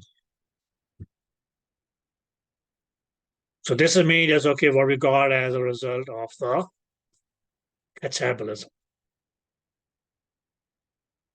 So what previous yes, okay, was a protein, whatever function, it was a muscle or it was a protein in the muscle, it was an enzyme, it was a hormone, whatever it was. That's not the question here. Once it's broken down, yes, okay, what is it we have? We have, it's okay, in this case, it's okay, a group of 13 peptide or amino acids. Now we can mainly say, yes, okay, let's just do it this way and say that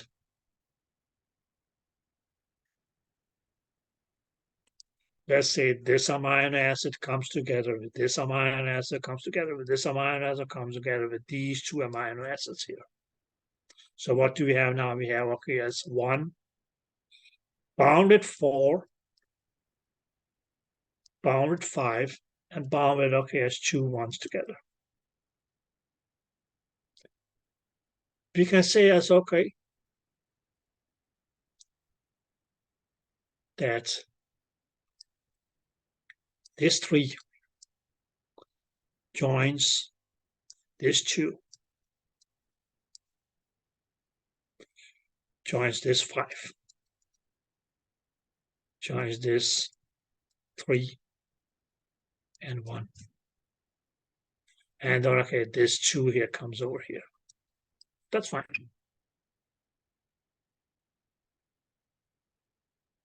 Okay, so mainly as okay, these different amino acids mainly as okay now joining together. And now yes, okay, how yes, okay. In this case, we actually is okay made, let's say it's okay, 2 separate proteins.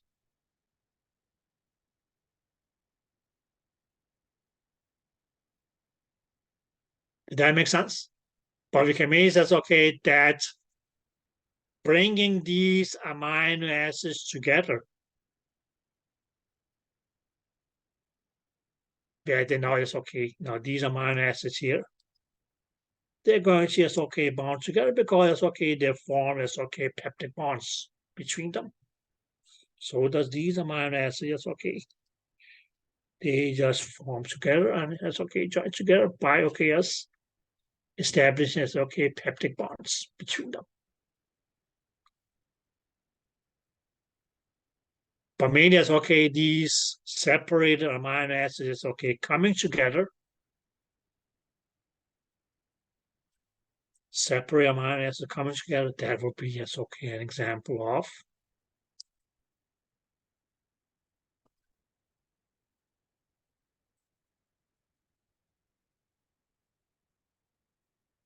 anabolism.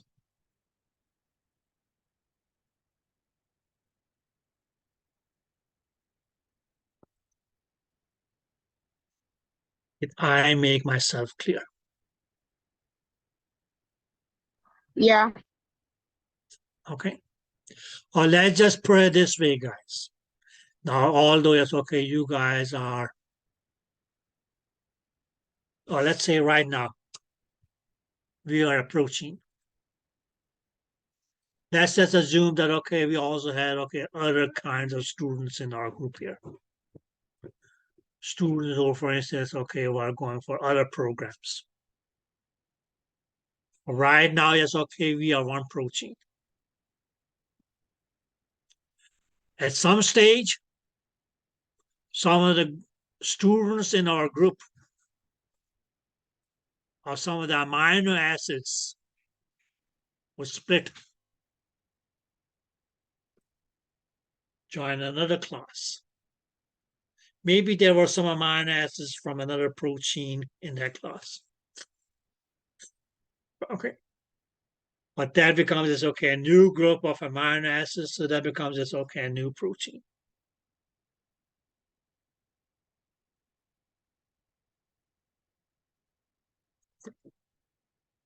The six of you, yes, okay, may, yes, okay, get separated from me. Eventually, yes, okay, you're going to, yes, okay, go on to another module. There's going to be another teacher.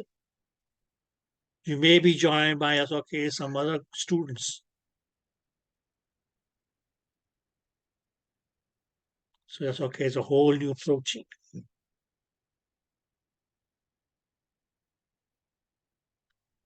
So the breakdown is catabolism. The coming together is anabolism. But practically, it's okay, guys, that's how it happens.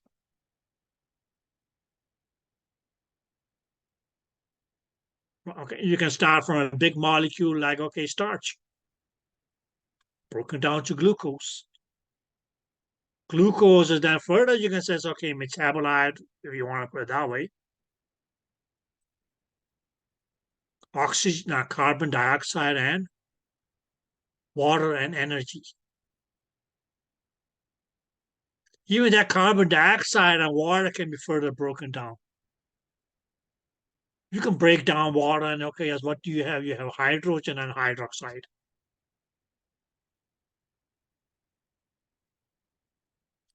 Even that carbon dioxide can be broken down to become carbon and oxygen.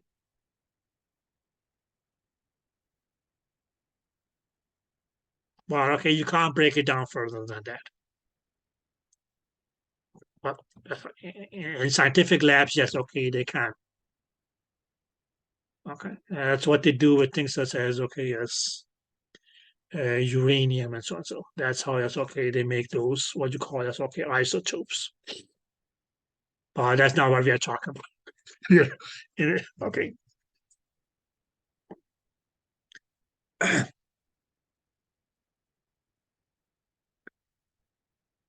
So is there anybody who has any questions about this? Okay, what catabolism is, what anabolism is?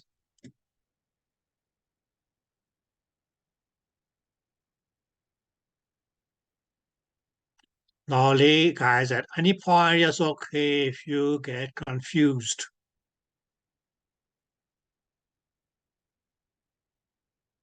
It can happen for the best of us. Okay, that's when yes, okay, mainly it's okay. Just remember, it's like a little cheat. Now, but for that cheat, you might have okay, as you have should have heard of okay something that we call anabolic steroids. Have any of you ever heard of those?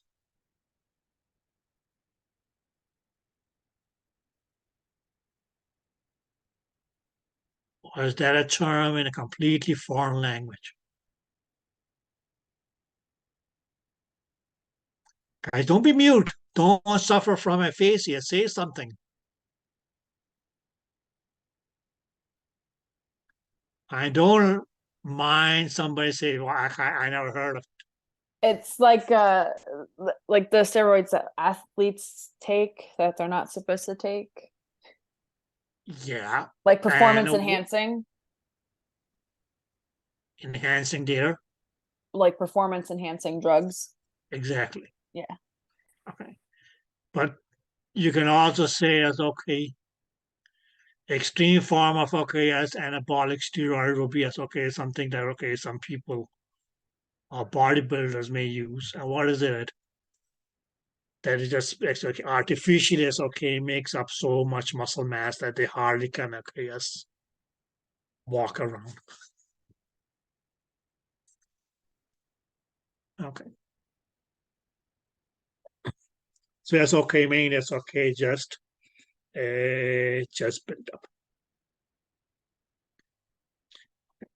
So guys, okay, as the you can say main takeaways from this discussion here is please make sure that you know the difference between catabolism and anabolism.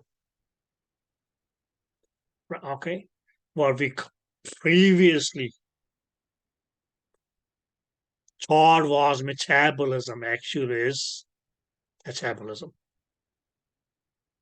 Clear? Okay, whereas a metabolism was okay as a umbrella term that calls for both catabolism and anabolism. Please also make sure that you remember it's okay what the blue ATP was.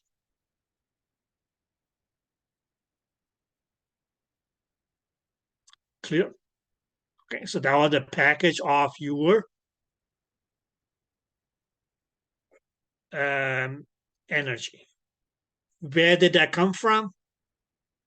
Mainly as okay as a result of okay as what we call as okay cellular respiration.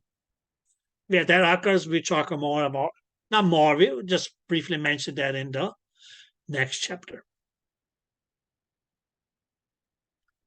Right, okay. But then yes, okay, what is that can happen to this ATP? It can further yes, okay, get broken down to become ADP. And mainly as okay, that phosphate atom that gets loose, that bond is broken. And just think of it in that way, that, okay, girls or guys, what actually is okay is making those bonds is mainly as okay energy between the atoms or the energy between molecules that hold them together, just like this. So right now, that's okay. What it is I'm doing?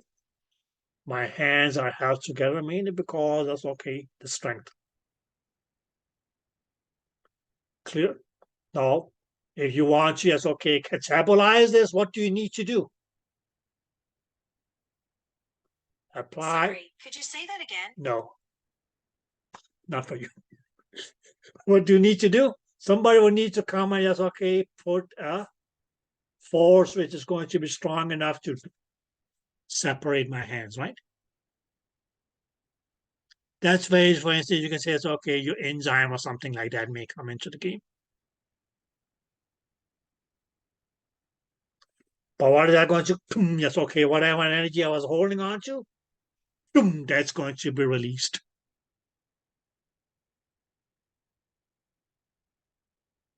Did that make sense? Yes. Okay. Yes. So that's how it goes on. Any question, guys?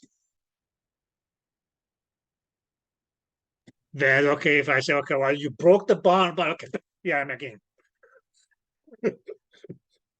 Them coming together is anabolism. Let me say, well, okay, you rip my right hand off from my left hand, but okay, yes.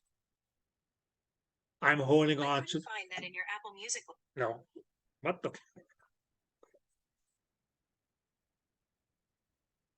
Curse of technology. Siri or Alexa, whatever your name is. Shut the up. Okay. Okay. But that's okay. You rip my right hand off from my left hand. Well, okay, right now I'm holding on to the door frame. You rip me off, okay, I may grab onto something else. That ripping off is catabolism. Me as okay, holding on to something new would be anabolism. Okay. And okay, as now see, you can look for this, okay, catabolism, anabolism song in, okay, as my music library. Yesterday, somebody asked me, okay, what kind of music? Okay, I don't have any music library on, okay, it's this dude here, or chick. Now, is Apple Watch, is that masculine or feminine?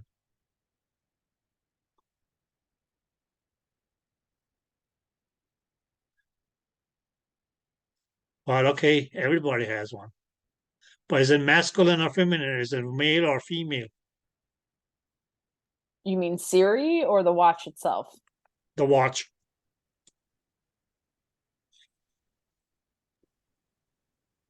Both. Yeah. Okay, so it's neutral. Yeah. Okay. Now, guys, is a car, a motor vehicle, is that masculine or feminine? If you refer to your car as a person, would you call it she or a he? I call mine a girl. I even named her. I call mine a boy. Mine's a girl. I think, yes, okay, the girls is in majority. Okay. So you may say, well, okay, well, I didn't want to commit, yes, okay, get into an accident, but my car was just attracted by your car. My God, wasn't fun. Okay. Yeah, okay. Okay. Peace be with that. Okay, guys.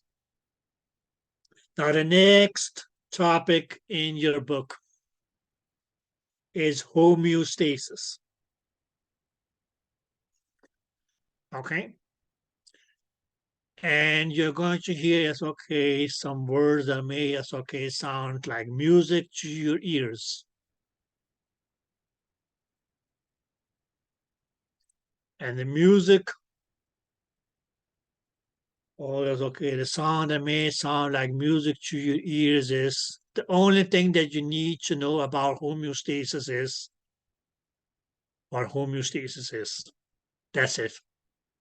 You don't need to go into, yes, okay, the details of for positive feedback mechanism, negative feedback mechanisms.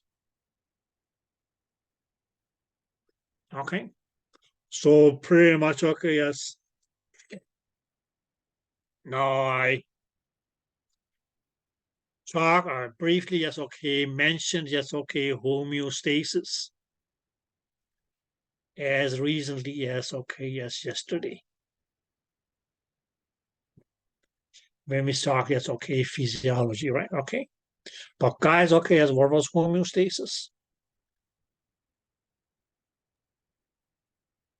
Like We can, sorry. what? Like Yes, my dear. maintaining like your insides. I don't think I'm explaining Equilibrium. it. There's Yeah. going to be, yes, okay, the internal, or not just internal, we can say, it's okay, the ideal internal environment of the body.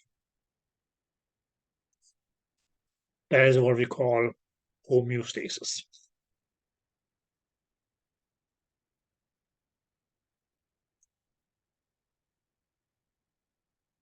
Okay. So we can mainly say, okay, why all this, okay, as physiology, normal functioning of the body. That was mean, yes, okay, because that was mean, yes, okay, how the body tries to maintain a homeostasis.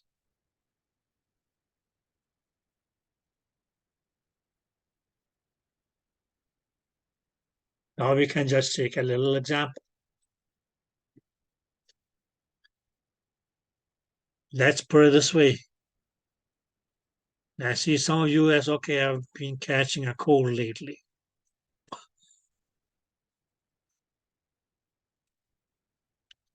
Okay. Let's say that okay, as you go in, okay, you go outside from a warm, well-maintained room with a well-maintained temperature in the cold. What's going to happen? Your body temperature will fall. Now, okay, hopefully, as okay, it shouldn't fall to a level that you turn from a person into an ice cube. Clear? Okay. So, what you may, as okay, you never think of it, but as okay, when you go into, as okay, you experience cold, as okay, you may shiver. That shiver or shivering of your body is actually is okay. Well, okay, it's caused by okay as a rapid contraction of muscles, which uses energy, but also as okay provides energy in form of heat. Made as okay way by as okay trying to as okay keep your body warm. That's why you see as okay people have been out in the cold for a long time. They go, they come like that. Okay. Whereas me is okay, just shivering, right? Okay. And what is that shivering? That's mainly as okay, just your muscles going like this and trying to as okay produce heat for the body.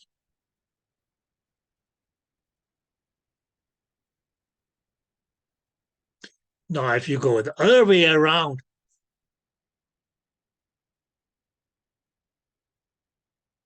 that's okay. You're sitting in a nice, that's okay, air-conditioned room because it's 120 degrees outside. But somebody has to go to the mailbox and pick up the mail. That'll be you. So you go from that nice, cool room out to this, okay, this hot temperature outside. What's not going to be next? Your body temperature will rise. Now, hopefully, that's okay. Will not rise to the level where you turn into, or when you catch fire. That's okay. Okay. So maybe that's okay to keep your body temperature as okay at that normal range where you don't get too cold or not too hot. You will sweat. Clear? Now that sweat is mainly as okay a mechanism by which that's okay is going to keep your body cool. Now, if you stay in that hot weather, yes, okay. Outside, you're going to sweat. The next thing you know is you are thirsty. So you will drink. Now, after drinking, yes, okay, you walk back to the room. Now, that's okay. That's okay. That fluid that you sweat, okay, some of it was replaced by the fluid that you drank. But okay, that third was so much, so you actually, that's okay, end up drinking more fluid than you had lost in the sweat. Now, that surplus of fluid is going to be peed out. So why? All yes, okay, because to maintain, yes, okay, a normal ideal environment of the body. So this was just okay, yes, one way of looking at it.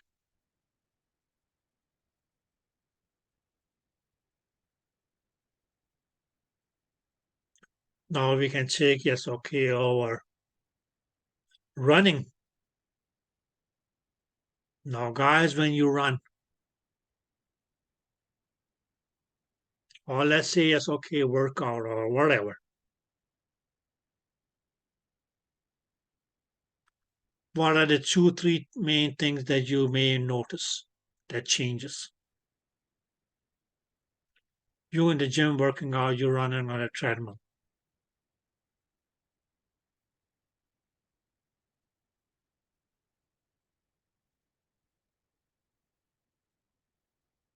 You breathe heavier, Okay, you're going to be faster, good. sweat. Okay, sweat. Thirsty. Okay, Like your body temperature. okay, You get tired. okay. Your heart rate goes up. Your heart rate goes up. Here we go. Now let us all put all these things here into yes, okay. Homeostasis. Now, guys, when you are running, first of all, yes, okay, what would that need? What is going to, yes, okay, be the primary requirement for your body to be able to enable you to run? You Like will need energy. more energy. And where that energy going to come from?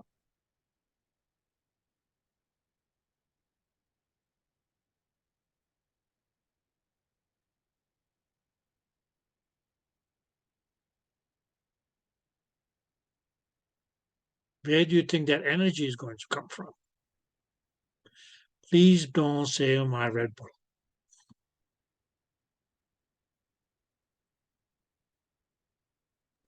ATP, Okay, where did that ATP come from? catabolism, catabol, whatever.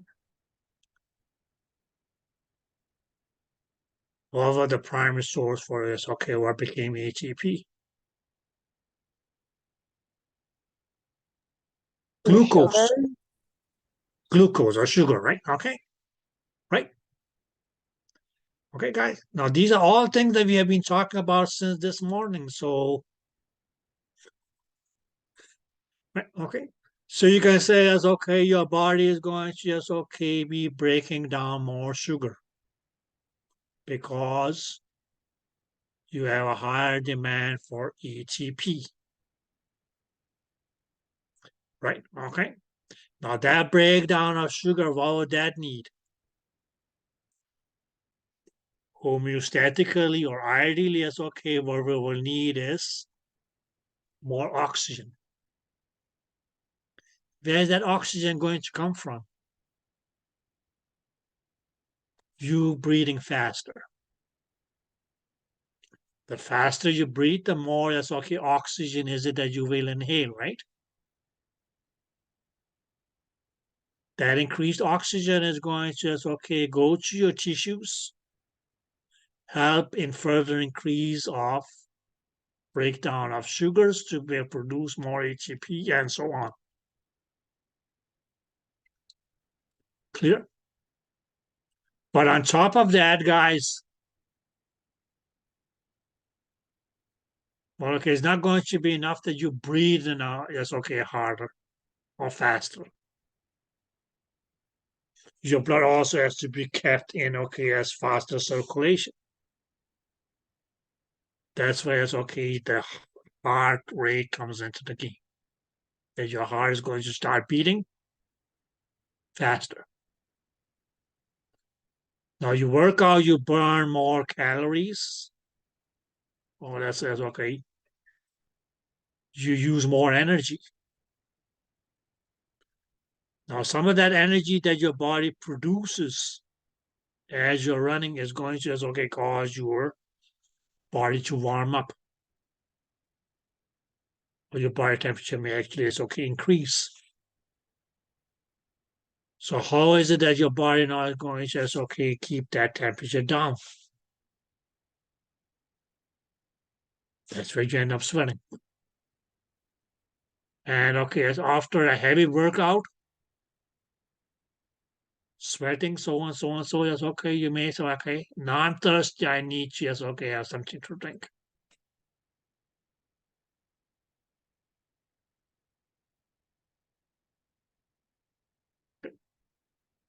So it's all just okay homeostasis because okay, what is it we want the body to be? Yes, okay, kept at that ideal internal environment that we call homeostasis.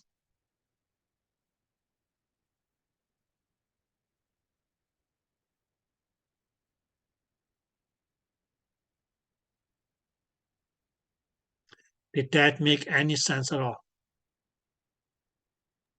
Yes. So when you're hungry, what's going to be as okay the homeostasis? You may as okay go and look for something to eat.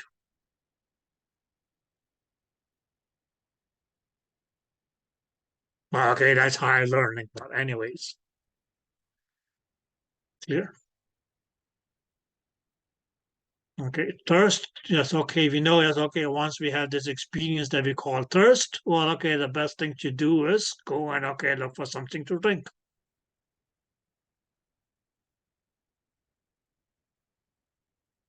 But then as okay, as mainly as okay, it does things that happens in the body by itself, mainly because, okay, to keep that ideal internal environment. So that is mainly as okay, what we call homeostasis.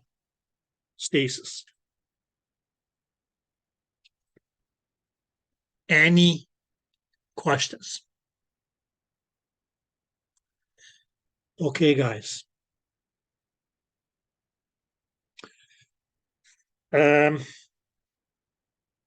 Okay, just take an ELB. Early lunch break? Yeah. Okay. Okay. And when we come back, yes, okay, let's try to look at our planes, positional terms, if somebody else, okay, still have any questions. And we can talk a bit about this, okay, the cavities, but yeah. So I mean, it's okay, just so take your lunch and please take out, okay, as let's say 5 or 10 minutes to just, okay, look at, okay, as your notes for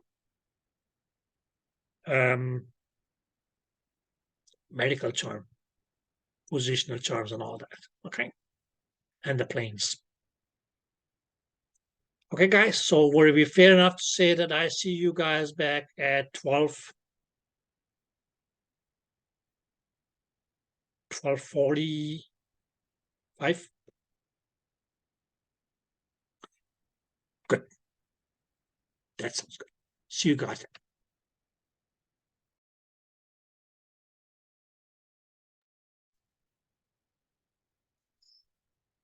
Welcome, guys. Welcome back. Okay.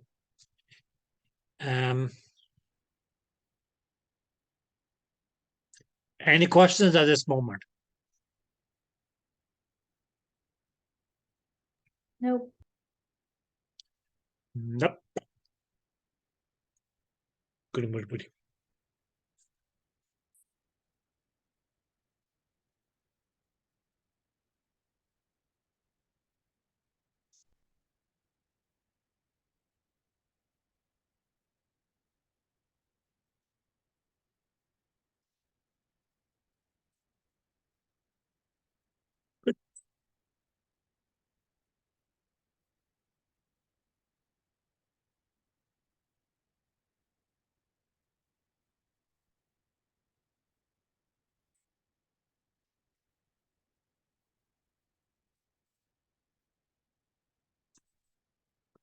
So let's just talk about yes, okay, yes, okay, so the basic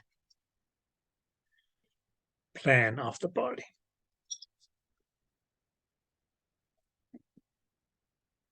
Now, girls, I hope sorry. I hope everybody is clear about the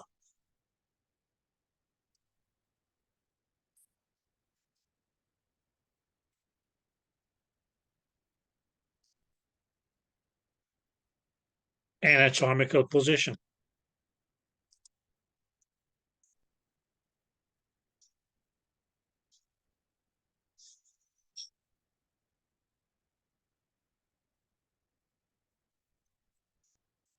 Is there still something about the anatomical position that is unclear?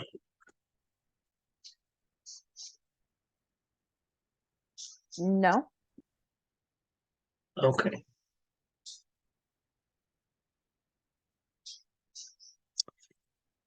Good. BJ says, okay, somebody standing in the anatomical position, standing straight up, looking straight ahead.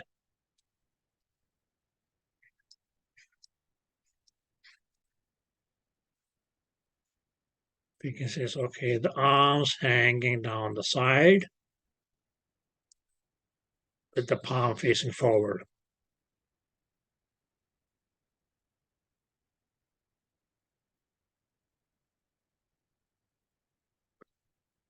Good. Now we could say superior.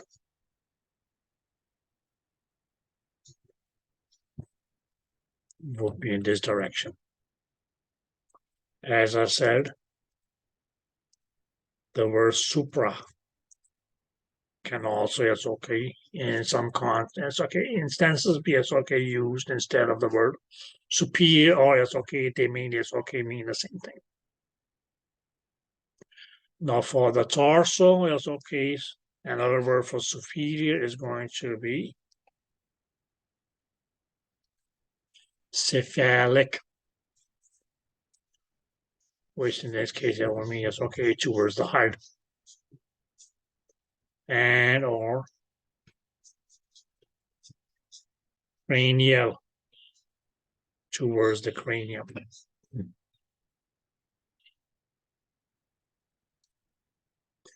As the opposite of superior is going to be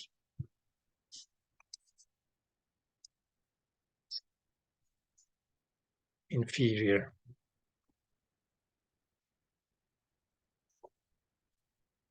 Oh, for me, it's okay. Superior could be, that's okay.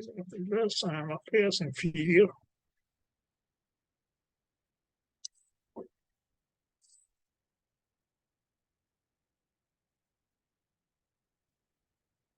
Like this.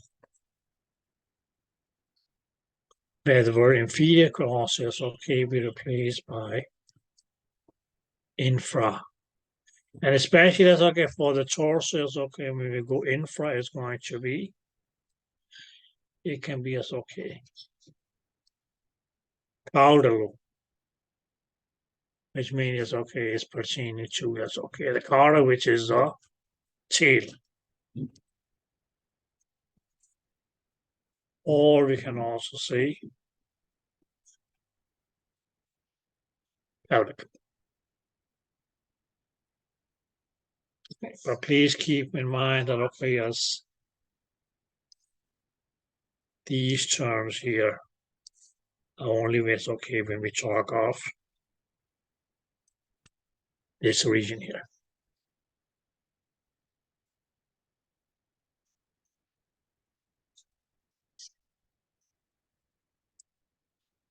Now, another set was what we called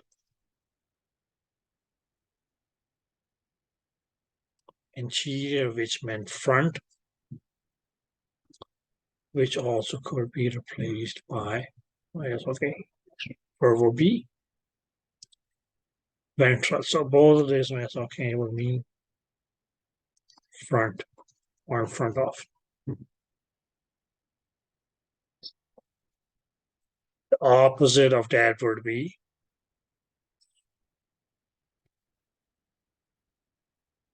posterior. which also could be called as okay the dorsum, which means it's okay means the back or behind.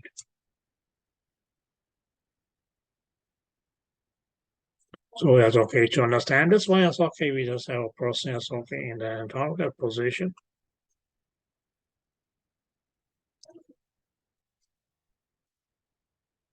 And okay, as of course, it's okay. His hands are hanging down the side. And okay, that's the arms will be facing forward.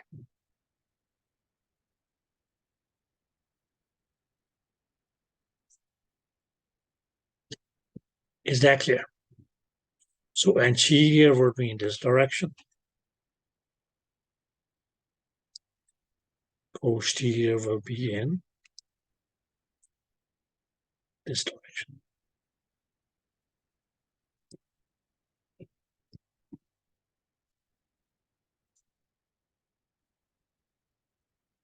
Is that clear?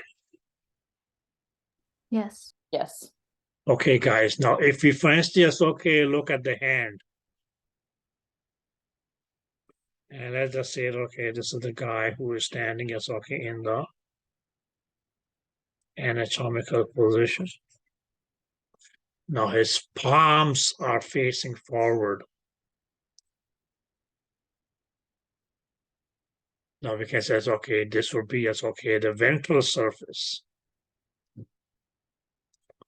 of the hand. But that can also be called the palmar. Meaning it's okay pertaining to the palm. Whereas, okay, if I was standing in the anatomical position, this side here of my hand will be facing forward, right? Right, guys? So what is that? That's going to be as okay the anterior surface of my hand, or the ventral surface, but more correctly is going to be called the palmar surface. Clear? Now, if I was standing in the anatomical position, the back of my hand here, okay, that will be facing backwards. Or this will be as okay, what we can call as okay the posterior surface of my hand, or actually as okay the dorsal surface. So what this here, what this area of my hand is going to be called is going to be the dorsum, D-O-R-S-U-M. So it's actually as okay from dorsum that the term anterior, no, sorry, dorsal comes from. Is that clear? So this, the back side of your hand is going to be as okay the dorsum of your hand, and from that dorsum, that's where the term dorsal comes. Okay, and when you're standing in the anatomical position, okay, this surface here is facing backwards. Okay.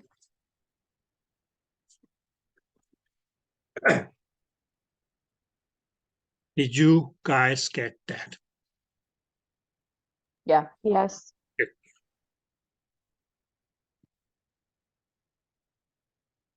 Other would be, so it's okay, here we can say it's okay, this becomes it's okay, the anterior surface, the ventral surface, but more correctly, it's okay, when talking about the hand, that's going to be called the, I'll write that a little bit more clear. So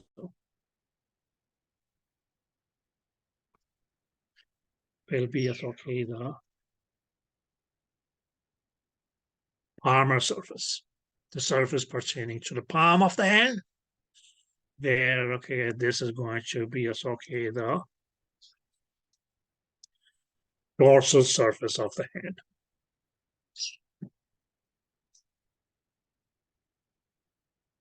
Yeah, or the dorsum. Now, guys, the other set of words is going to be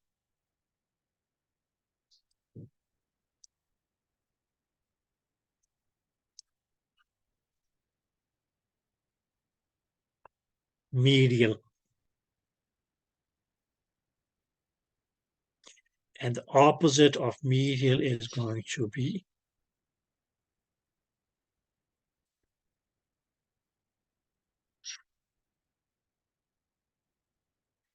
lateral.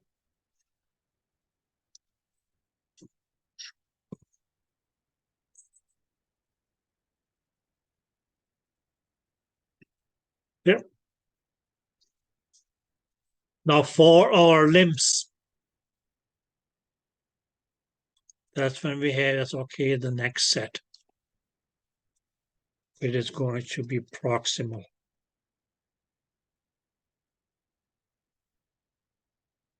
Okay. But this set of words here is mainly, yes, okay, only going to, yes, okay, be applicable to the limbs. Or as we may, yes, okay, call, yes, okay, the extremities. So proximal mainly, yes, okay, will be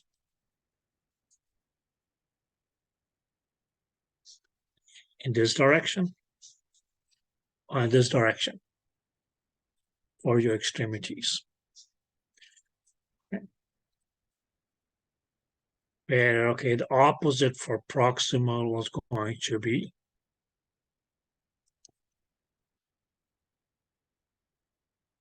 distal, which will be this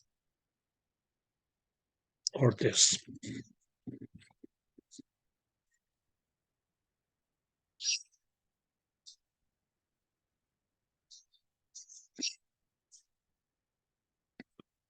Did you guys get that?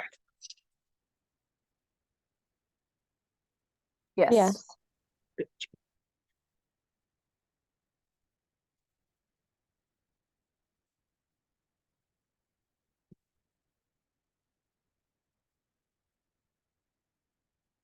Okay, guys.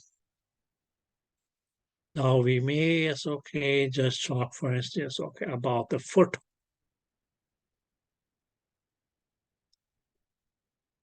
So let's say it's okay, this is when you're standing in an anatomical position, it's okay. You'll be standing like this.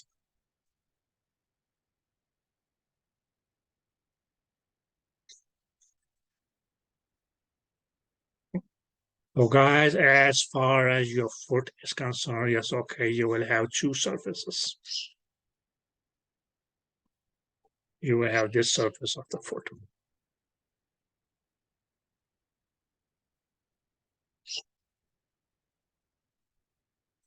Okay. And this surface of the foot, and now I may say something that's just okay, may sound crazy, but that's going to be called the dorsum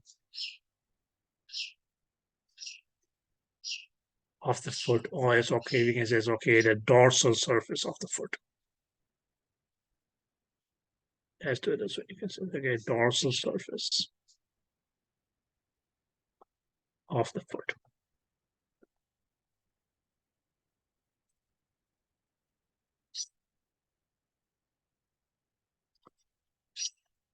Did you guys get that? Yes. Okay, so you can mainly say it's okay, if you're standing up on your feet and looking down, the surface that you see that actually is okay is facing upwards, or that actually what you'll be seeing is going to be the dorsum.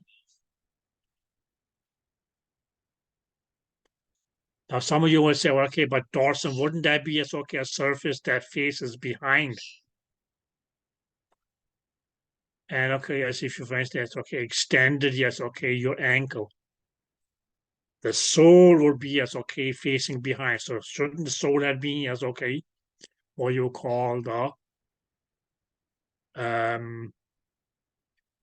what you want to call it, the dorsal surface. Now there's actually okay an embryological reason for this. Okay, that they call as okay, this is dorsal. Because okay, embryologically, it's okay, this surface is okay, initially it's okay was facing behind, but that's what actually happens during the last stages of as the pregnancy that as it twists around. And our first what facing backwards become as in this case superior. Or yes, you can also say, well, because mainly yes, if you look at as you can say it's the texture or composition of yes, you were okay. Should we just choose? Let's say this surface here. That we mean as in plain English, yes, we'll call the sole. It's going to be as what they call the plantar surface.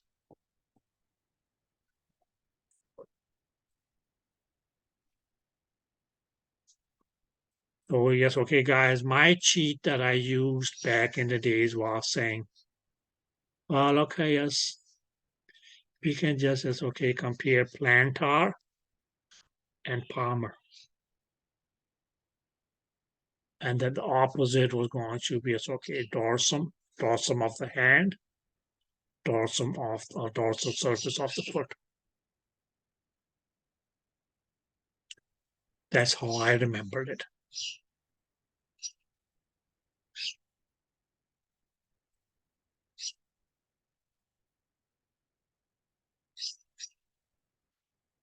Okay. Well, likewise, you can say it's the palmar surface of the hand. That's pretty much as what you will grab onto it. Right. Likewise, that's when you're walking. You may not think of it in that way. But it's you're actually walking and if you want just stabilize your step is going to be as meaning as the sole of your foot. That will help you doing so. Okay, now provide us that you're walking without shoes. Okay. So either due to that, or you can say the texture of the skin of your palms is not exactly the same, but it's more or less close to or more like the skin of your or the texture of the skin for your soles. Okay. So that's that's where you may be a little bit turned upside down.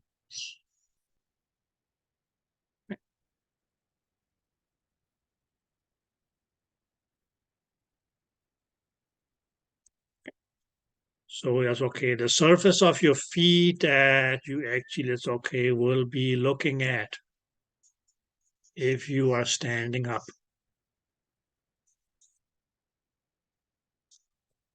As you look down on your feet is going to be as the dorsum of your foot. And what we as in plain English call the soles is going to be the plantar surface. Did that make any sense? Okay.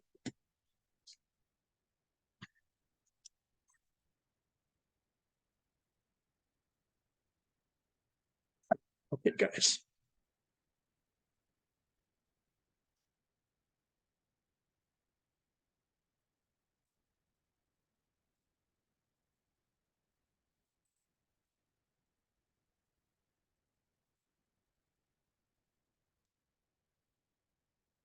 Now we can mean it says the next set of terms that we have is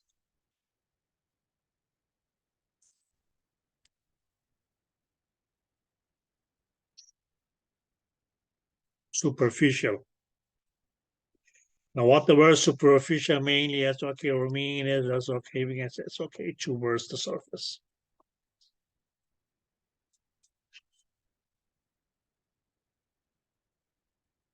Or closer to the surface. Whereas deep is deep. I guess it's deep down. It's okay on your body. It's okay. What is going to be superficial?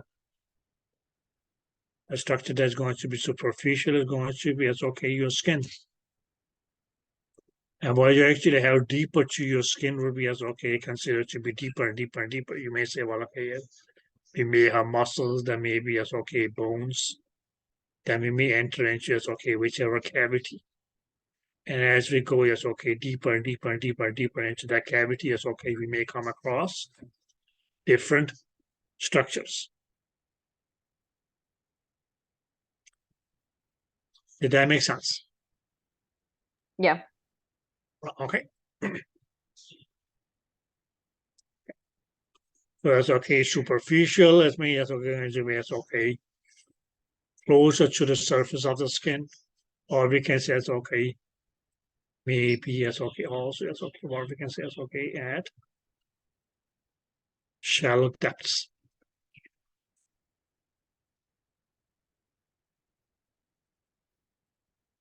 Okay.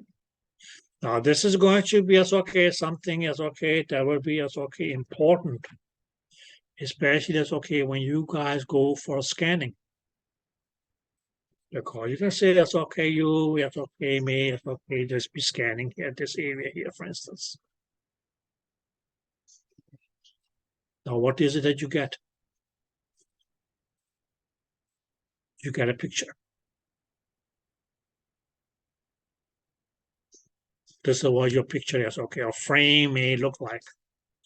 And what you mainly is, okay, will see is, okay, as whatever structures are up here. These are going to be as, okay, at superficial. Okay, and as yes, okay, go deeper and deeper and deeper, yes, okay, you just have, okay, depth. So that will mean, yes, okay, so what you actually will see is, that's okay, the structures in this area here. Superficial, then deep, then even deeper, then even deeper, then even deeper, then even deeper.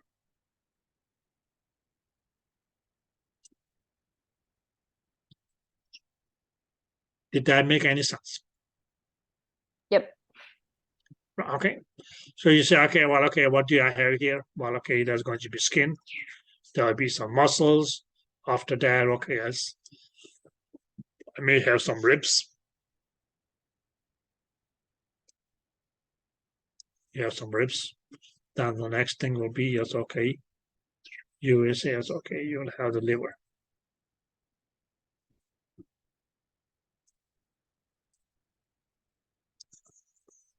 Okay. You may, yes, okay, also start seeing, yes, okay, you can say, yes, okay, some loops off. Some intestine, etc., like that.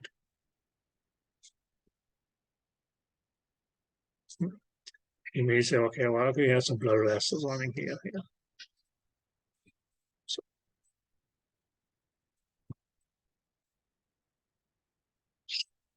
but that's pretty much okay as that's okay. Superficial is going to be as okay. Well, in this case, here we're referred to as okay as you can say it's okay. The shallow depth of the image, and okay as if we just go further and further and further and further down, it just becomes deeper. Is it deep? Deeper, deepest. As you just go as okay, it become deeper and deeper and deeper and deeper and deeper.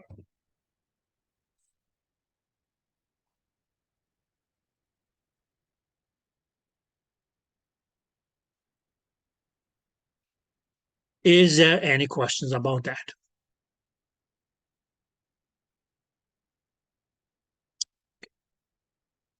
Okay, guys, now does anybody have any questions about the plane? Your three planes.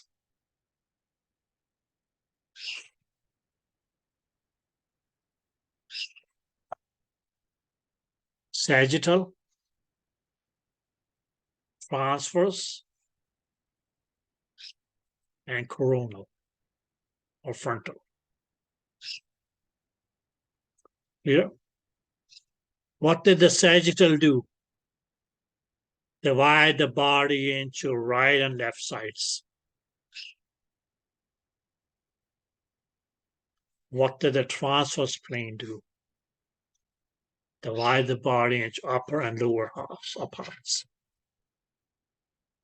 What did the frontal or coronal planes do? Divide the body into anterior and posterior parts, ventral or dorsal parts. So that's what you also can say is okay about your transverse part. It divides the body into superior and inferior, supra, infra, cephalic, caudal, cranial, caudal, cranial, pelvic, cephalic, pelvic parts.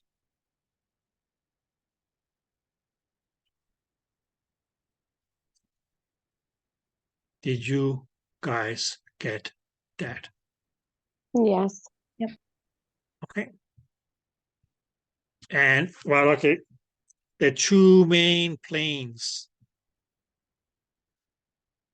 that you guys will be dealing with when scanning is going to be the sagittal plane and transverse plane. Clear? Okay. But for you guys, okay, the reason that this has, okay, scan in a transverse plane is mainly going to be as, okay, that you will hold the transducer like this.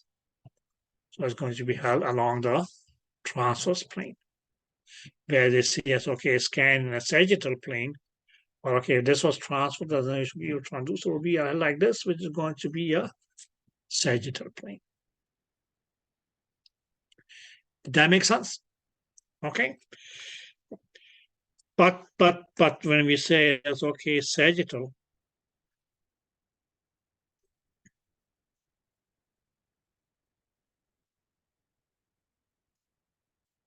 please keep in mind, guys,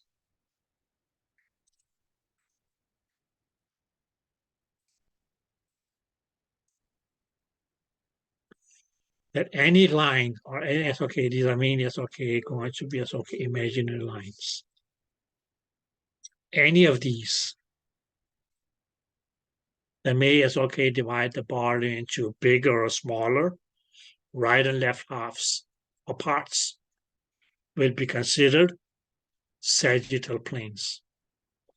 Okay, there's only going to be one of the sagittal planes which is going to be unique, and that's going to be the one by a unique name, which is going to be the one that runs in the middle, or actually as okay divides the body into equal right and left halves, and that will be called as okay the mid-sagittal plane.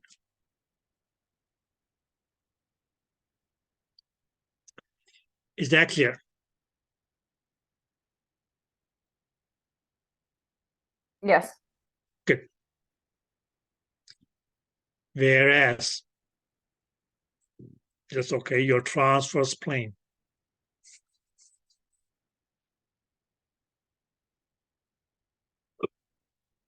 Any of these here is okay, will be transverse planes. Okay. Now, most likely as okay, if it comes to the skull, as okay, it may be as okay referred to as okay, any bone that comes in the line of the transverse plane. Where okay, as for most of your as okay, abdominal pelvic area, or as okay, thoraco-abdominal pelvic area, or as okay, what we as a roughly can call it okay, the torso.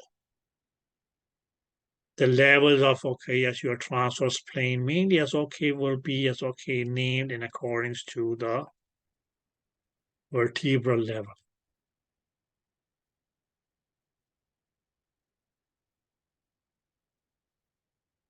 Okay, so you can say it's okay a transfer plane that goes as okay through the vertebral level. Let's say it's okay T3. It's going to be as okay a transverse lane at T3. At T4 is okay at T4 like that. Did you guys get that? So if you're scanning on a transverse plane, you look at it as a vertebral? Well, okay, they're going to be, if they needed to be mentioned as, okay, level wise. Okay. You mean, okay, you will refer to as, okay, the vertebra at that level. Okay. So whatever it's near. Exactly. Okay. Exactly. Okay.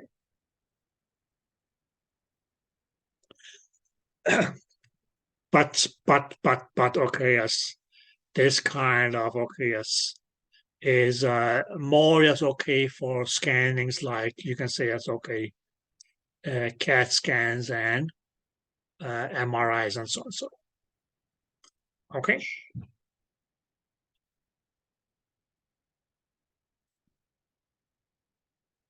Is that clear? Yes. Okay, good.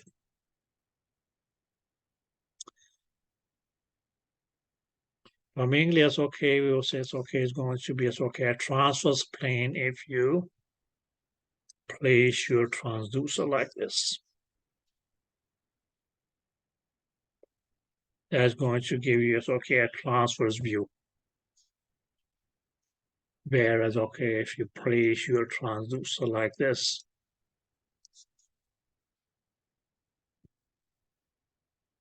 that's going to be as okay, what you can call as okay a sagittal view. So these are going to have okay be the two planes, or it's okay the two kind of okay yes ways by which it's okay you may be required to yes okay scan different organs or structures, and so on so and create a transverse view and a sagittal view. Okay.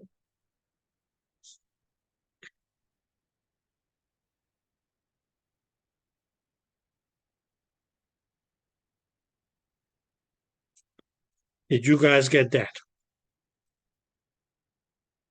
Yes. Yes.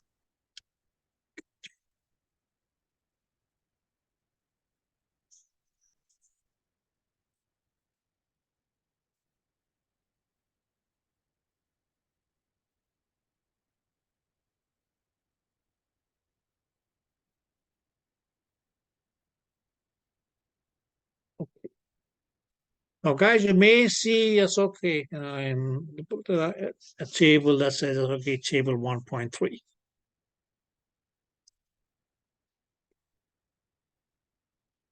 Or you can say 1.3 or 1-3 in your book.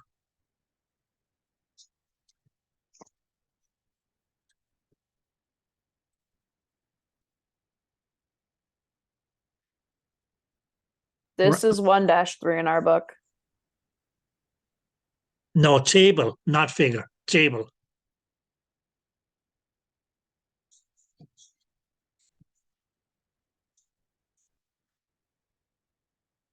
Yes.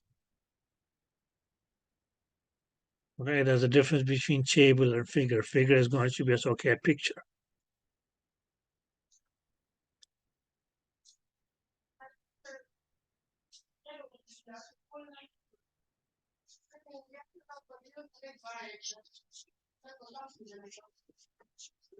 Okay, guys. So abdominal pertaining to the abdomen. Okay, we can say it's okay. The region B3 is okay below the diaphragm, but above the pelvis. Right? Now, arm. Now, guys, technically speaking, yes, okay. If you say arm in English, it's going to yes, okay, be from here, from your shoulder to your wrist. In medical term, that is not your arm. Your arm is mainly as okay, just from shoulder to elbow. That is arm. Clear? Okay. Now the technical word for arm The technical word for arm is going to be brachy. B-A-R, B-R-A, sorry, B-R-A-C-H-I, and then you can go A-L, pertaining to. So brachial. But brachy, B-R-A-C-H-I, is the word for arm. And what's arm? From here to here.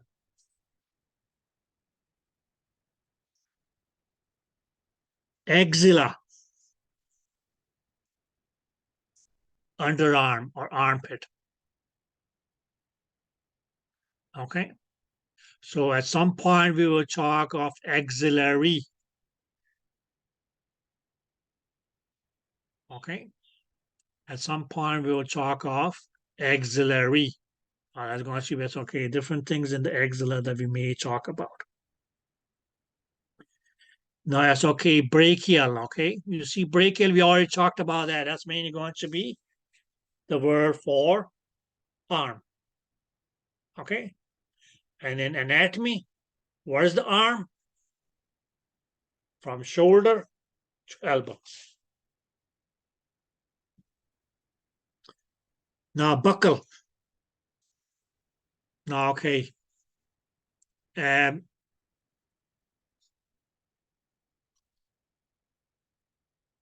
It's mainly going to be as okay the space between your inner surface of your cheek and your gums. So that's okay. If I want you, that's okay, increase the buccal space.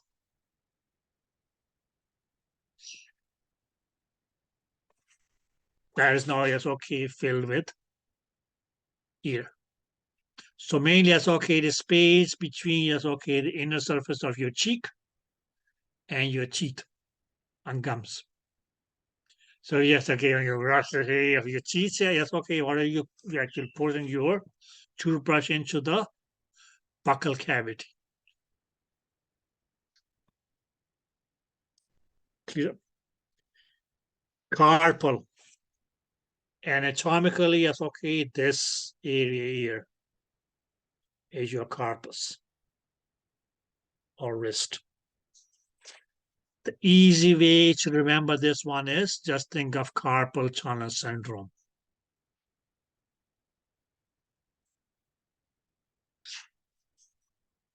Yeah. Celiac. Now that's okay. A term that actually that's okay means belly. But guys, that's okay. When we start talking blood vessels, that's okay. We'll come across a little fellow that's going to be known as the celiac trunk. Okay. But otherwise, that's okay. Cephalic head. Okay. Another term that means the same as, okay, pretty much, okay, cephalic is going to be cranial. But cranial is going to more be as, okay, pertaining to the skull. Not the Halloween skull. Okay, the Halloween skull is, okay, as a craniofacial skeleton. This area here. Okay. That's okay. If you're wearing a cap, you would know that's okay what the skull is. The area that is covered up by your cap is going to be as okay your skull.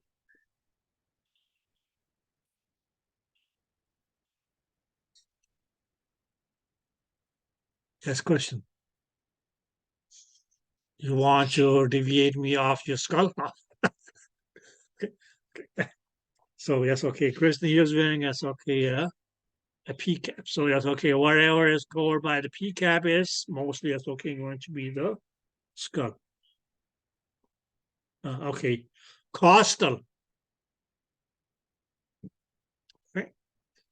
Now costal come from costa, which is going to be it's okay a technical term for rib. Now That's what it ended up with. But do you guys know the actual meaning of costa?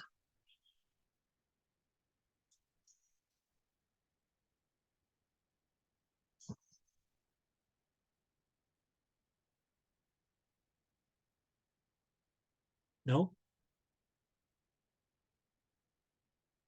It actually means horizon.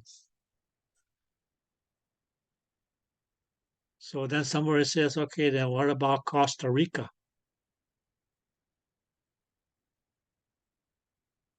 Now, what do you think the word Rica means then? It's in the word America, so it's okay, you better be knowing what it means.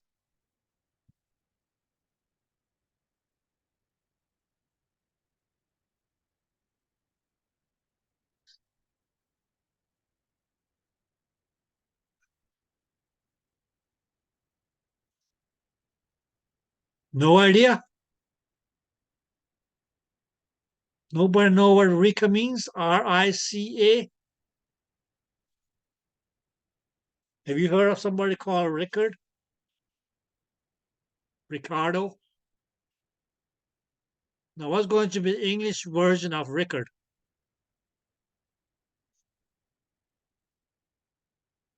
Rich.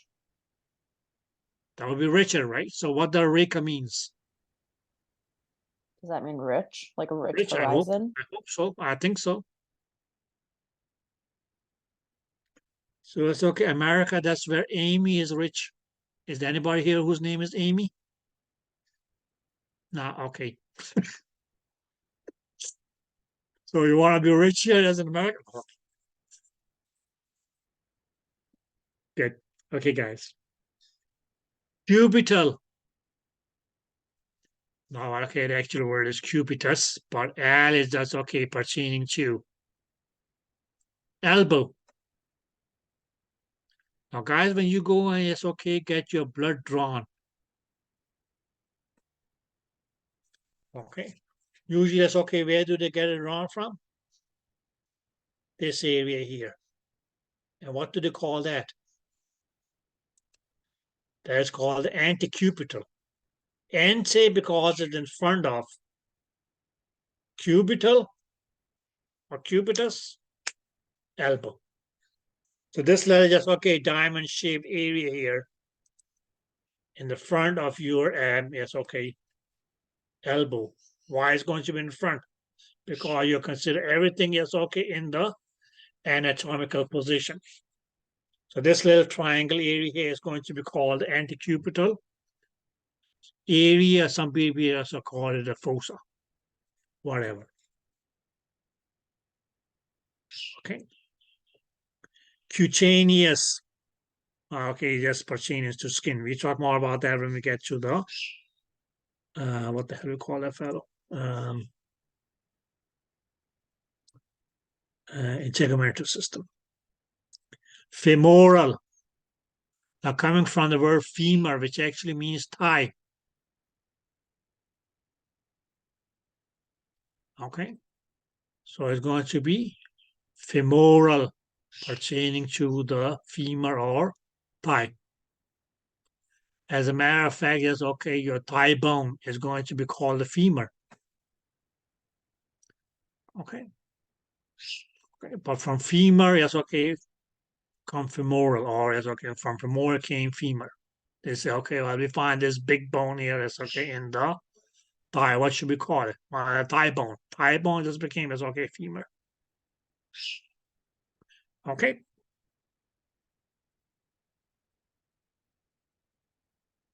Now forearm. And that's when I say, yes, okay, guys, this is your arm. Some people may, yes, okay, call it the upper arm as well. Clear?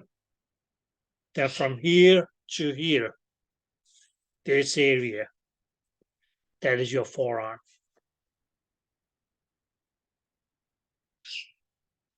Okay, guys?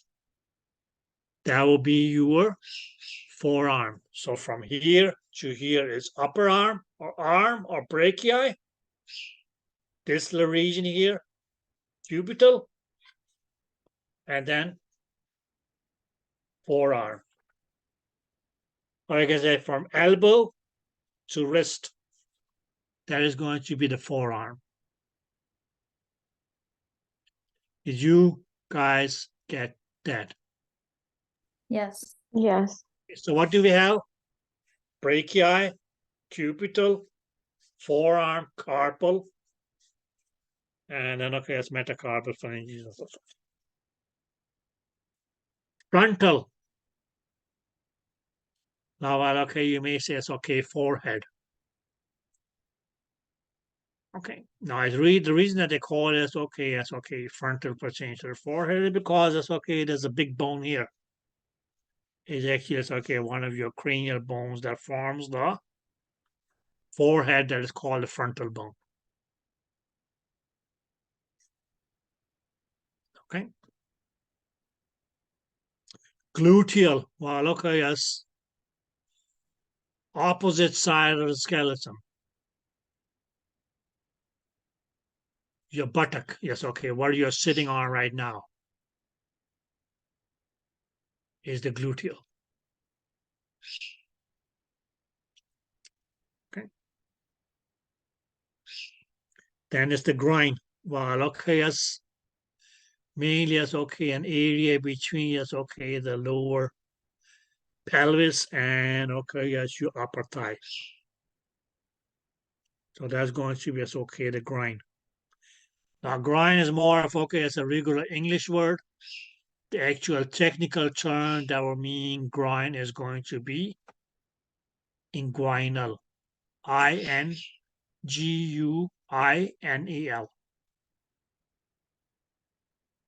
Inguinal is a technical term for the groin. Okay, and maybe down there is okay later on the list. Okay, yeah. It's right underneath it. Sorry. Okay, so you look at okay, that's inguinal, it's mainly it's okay, just the it's okay groin. Leg. Now, well, okay, here's okay. If you talk regular English, you can say it's okay. Anything from your hip joint and below will be considered the leg. But here it's okay, we may say it's okay from knee joint to ankle. That area will be as okay referred to as the leg. Because above that or superior to that or proximal to that was the thigh. Did that make sense? Right, okay. Then we go as okay, lumbar. Mainly as okay, pertaining to the loin. Okay, and the loin that's going to be as okay, that part of your spine that is, that's okay, pretty much okay, as in relation to your abdominal cavity. Mammary or as okay, mastic as well as okay, pertaining to the breast. Now, mammary will only as okay be for the females because that's they have the what you call the mammary glands. They call them the mammary glands because they produce milk. Oral. Well, okay, I know your book says mouth, but that's okay. Then this whole thing here would have been oral. But now you're going to say, okay, what's going to be the oral cavity? The space between, yes, okay, your cheek and the outside of your gums was what we call the buccal cavity.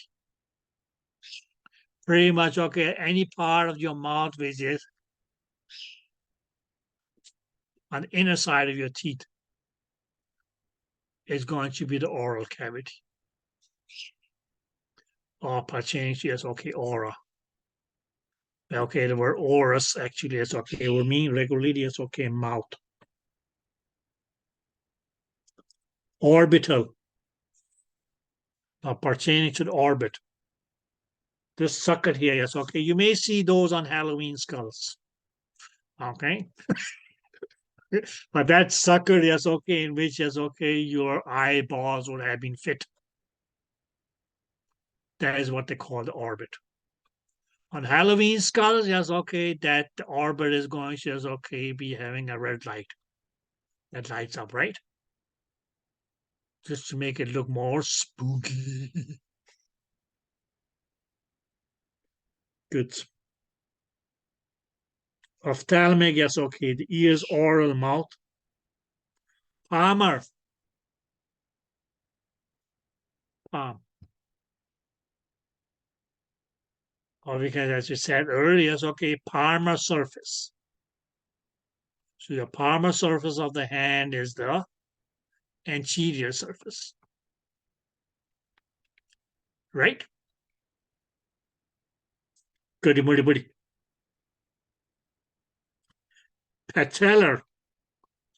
Now again, yes, okay, pertaining to the patella, which is okay as just the name for your kneecap. Okay. So that's okay. The word, yes, okay, patella may need or may mean knee. Now, guys, there's going to be another name for knee as well. Another term for knee.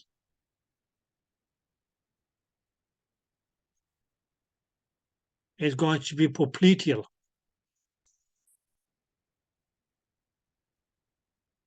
P-O-P as in popcorn or pop music. L-I-T as lit. And then E-A-L as your suffix. So popliteal is another word for knee.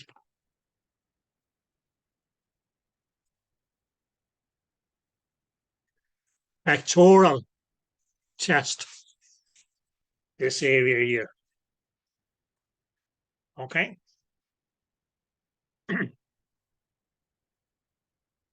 Pedal. Now, guys, pedal actually is okay. Practically is okay means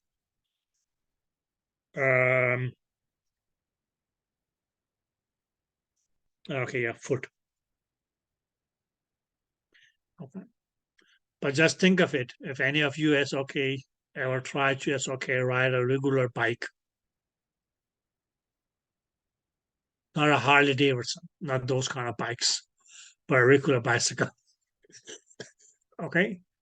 Okay. You can also say it's okay, the sole of your foot will be your pedal. Pelvic is okay, pertaining to the pelvis or pelvic, or pertaining to the pelvis. And while that be is okay, your hip bones. Okay, we'll talk more of that in the what the hell we call that fellow? Yes, okay. Mm.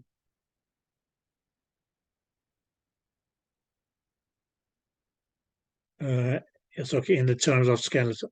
Okay, when we talk about the skeleton. Perineal. Right, okay. Now you can mainly say it's okay, it's mainly going to be okay, the floor of your pelvic cavity.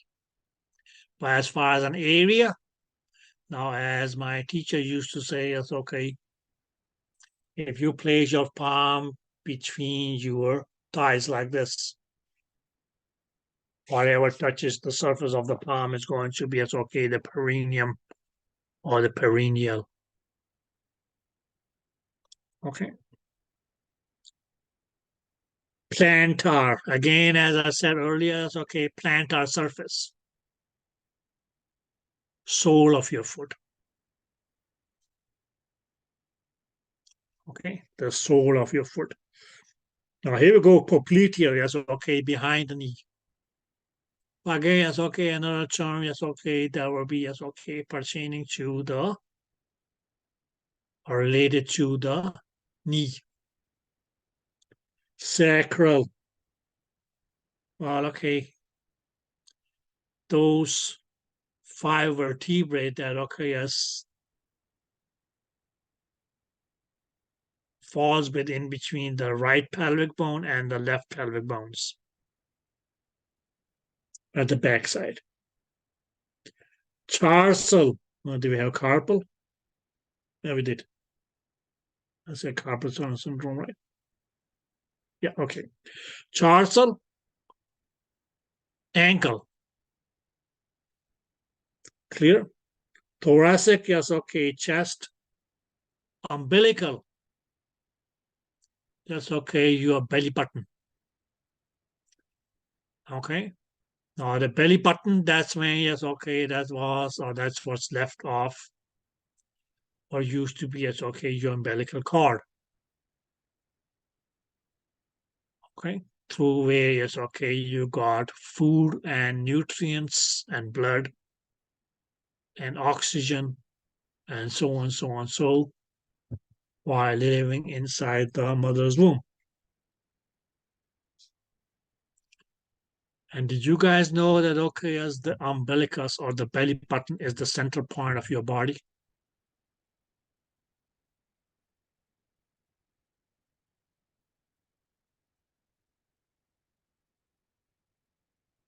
So that's okay, an important anatomical landmark.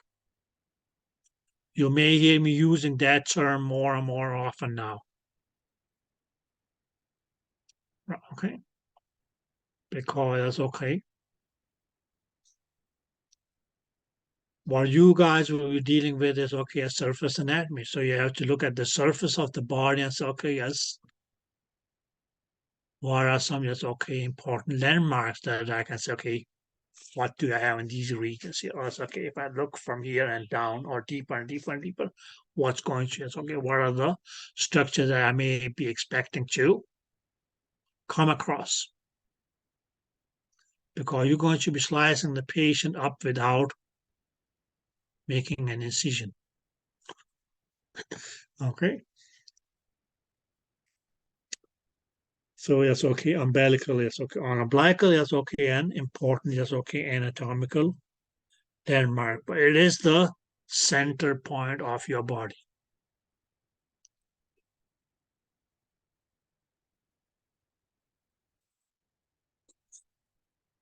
Now, guys, so what I would like you guys to do is, well, okay, I try to just, okay, read on the stuff that we did today. And please, as okay, just try to browse through, yes, okay, your cavities. Okay.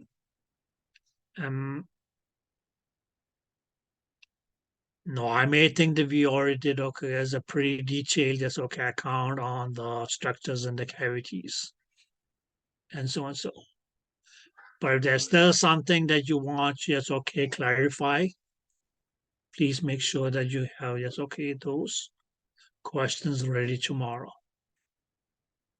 Okay. About the cavities or anything. Okay. Clear? Now, does anybody have any questions at this point here? No.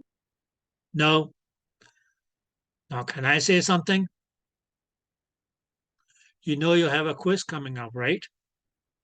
Yep. Good. Would you guys like to know what could be on that quiz? Yeah. Yeah. Okay, let's see.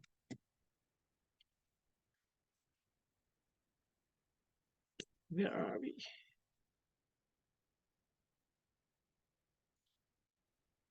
No. Oh. Oh. Okay, guys, so we can say it's okay, chapter 3 and chapter 4 from the medical terms, and chapter 1 and 2 from E&P. So 1B, yes, okay, we are pretty much done with that one. Okay. we just okay have to talk the cavities if you guys want to redo those, and then talk about the quadrants and the regions. Right, and that will be your chapter 1.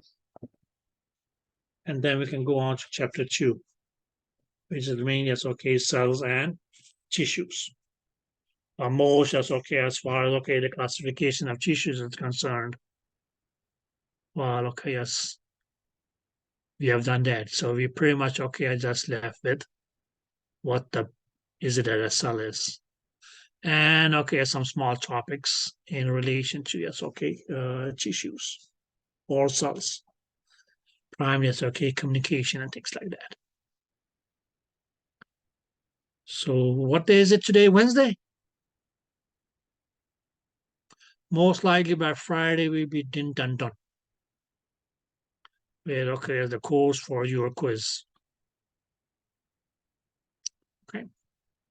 No, I don't want you to rush it. If it goes on to Monday, that's okay. Okay, guys? Okay, there's no rush. Okay. Now, anybody want to have any words of wisdom?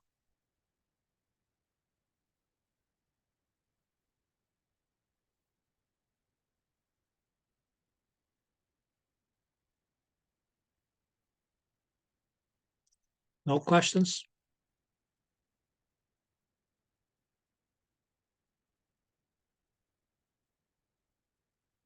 You want us to do the quadrants and the cavities, and like we're just gonna go over them on our own? No, just do the quadrants and regions for me. Okay. But at least, okay, as try to read on your cavities. And if you still have any questions, that's okay, please. Or if you say, okay, Mike, okay, do you want to go over the thoracic cavity again? I don't mind.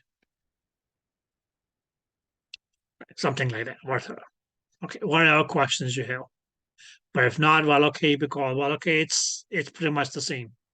The abdominal cavity is not going to change just because we in medical term I know it's okay talk about it in the then the abdominal cavity is going to be the same structures, same follow and continuity. Okay. The structure that were retroperitoneal back then are still going to be retroperitoneal. Okay. Unless okay, as the anatomy of the human body changes as due to whatever. That's okay.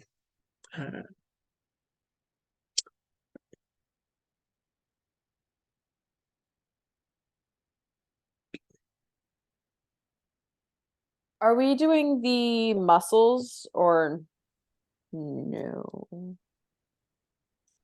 When you say muscles in Like, are we going into detail of like the muscles, like what the names of the muscles? no, or- no, no, no, no, no, Okay. no, no. I'm just going to be as okay, just well, okay, we'll get to that point. The muscular system is probably as okay, one of the shortest system. Okay, that we were talking about. That's maybe that's okay, just a couple of topics in that chapter. But then okay, as I may just okay, just tell you, okay, well, guys, these are some important muscles that you will need to know. Why? Because okay, they may help you as okay in understanding as okay. Yes, okay, when you go across, yes, okay, start scanning and so on, so and so. That will get okay related to this muscle or run between these two muscles or something like that. So Okay. that's okay. So you can say that some anatomical, that's okay, some important muscle, that's okay. We may just talk about those just briefly. Otherwise, okay, there's 365 muscles in the body. How best them? Okay. Of course, yes, okay, some of them are going to be paired, but it's okay. I'm not going to be asking you to, yes, okay, remember, it's okay, 365 names. Okay.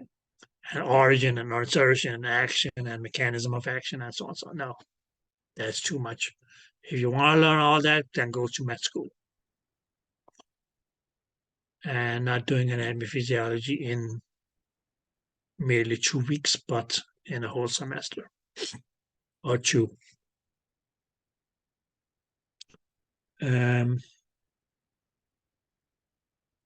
Okay, so not the names of all the muscles. Okay.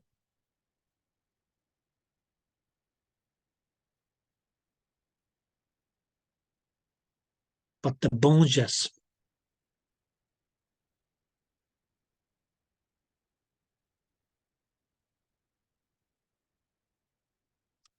But that's because it's less than, or it's less than 300 bones.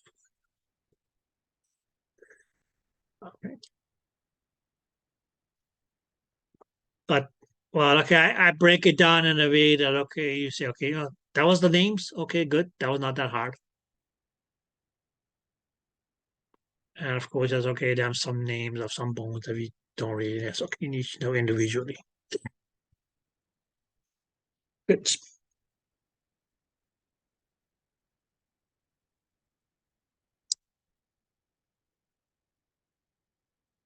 Okay, guys, then I don't know what the weather is like where you guys are living. Here the sun is out, it's nice and warm.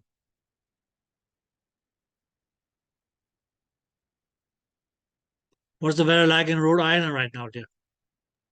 It's good. It's a little chilly, but Oh, it's it's a little chilly. just a little. Okay, okay, just a little. Nice. It's about time you move to Connecticut. Soon, soon. Okay. Somebody's looking like they're having a cold today.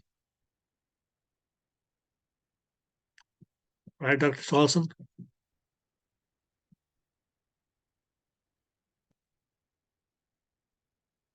Your mic is not working, dear.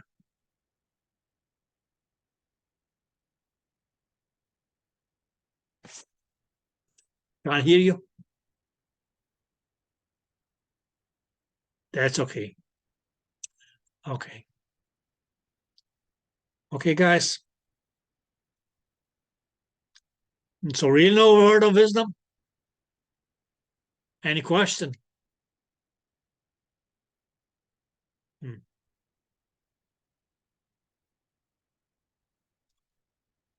Good.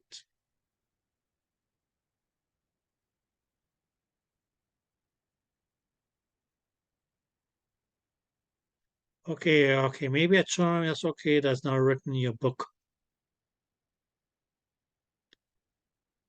Oppositional charm. NU, N as in Nancy, U as in umbrella, C as in cat, H as in happy, E as in apple, and L as in, okay, L as in leopard, or line, or knuckle, the back of your neck,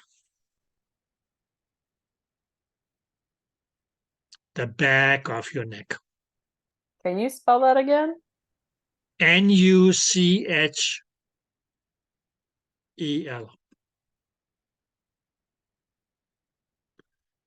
Okay, now it may be pronounced as knuckle like these, but that's okay. That's how do you spell these knuckles? K-N-U-C-K-E-L?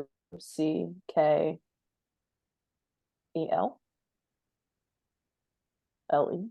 It's opposite, L-E. L-E.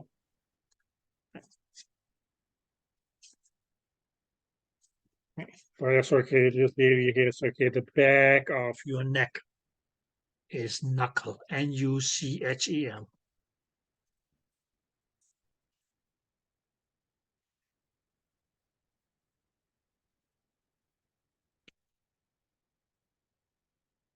Now you can say, it's okay, this was frontal, then this is going to the back of your head is going to be occipital,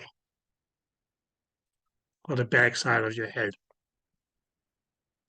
Here, okay. Again, yes, okay. So, but please, that's okay. As I said, make sure that you read on your cavities. Okay. And okay, yes. If there's still anything, yes, okay, you want me to, yes, okay, go over again, yes, okay, I'd be more than pleased to. Otherwise, we can, yes, okay, just go on to the quadrants and the regions. Okay, guys, I guess I see you guys tomorrow. Enjoy the weather as much as you can. Okay. And take care. Bye. Thank you. Bye bye, guys. Bye. Okay. Okay. Have fun.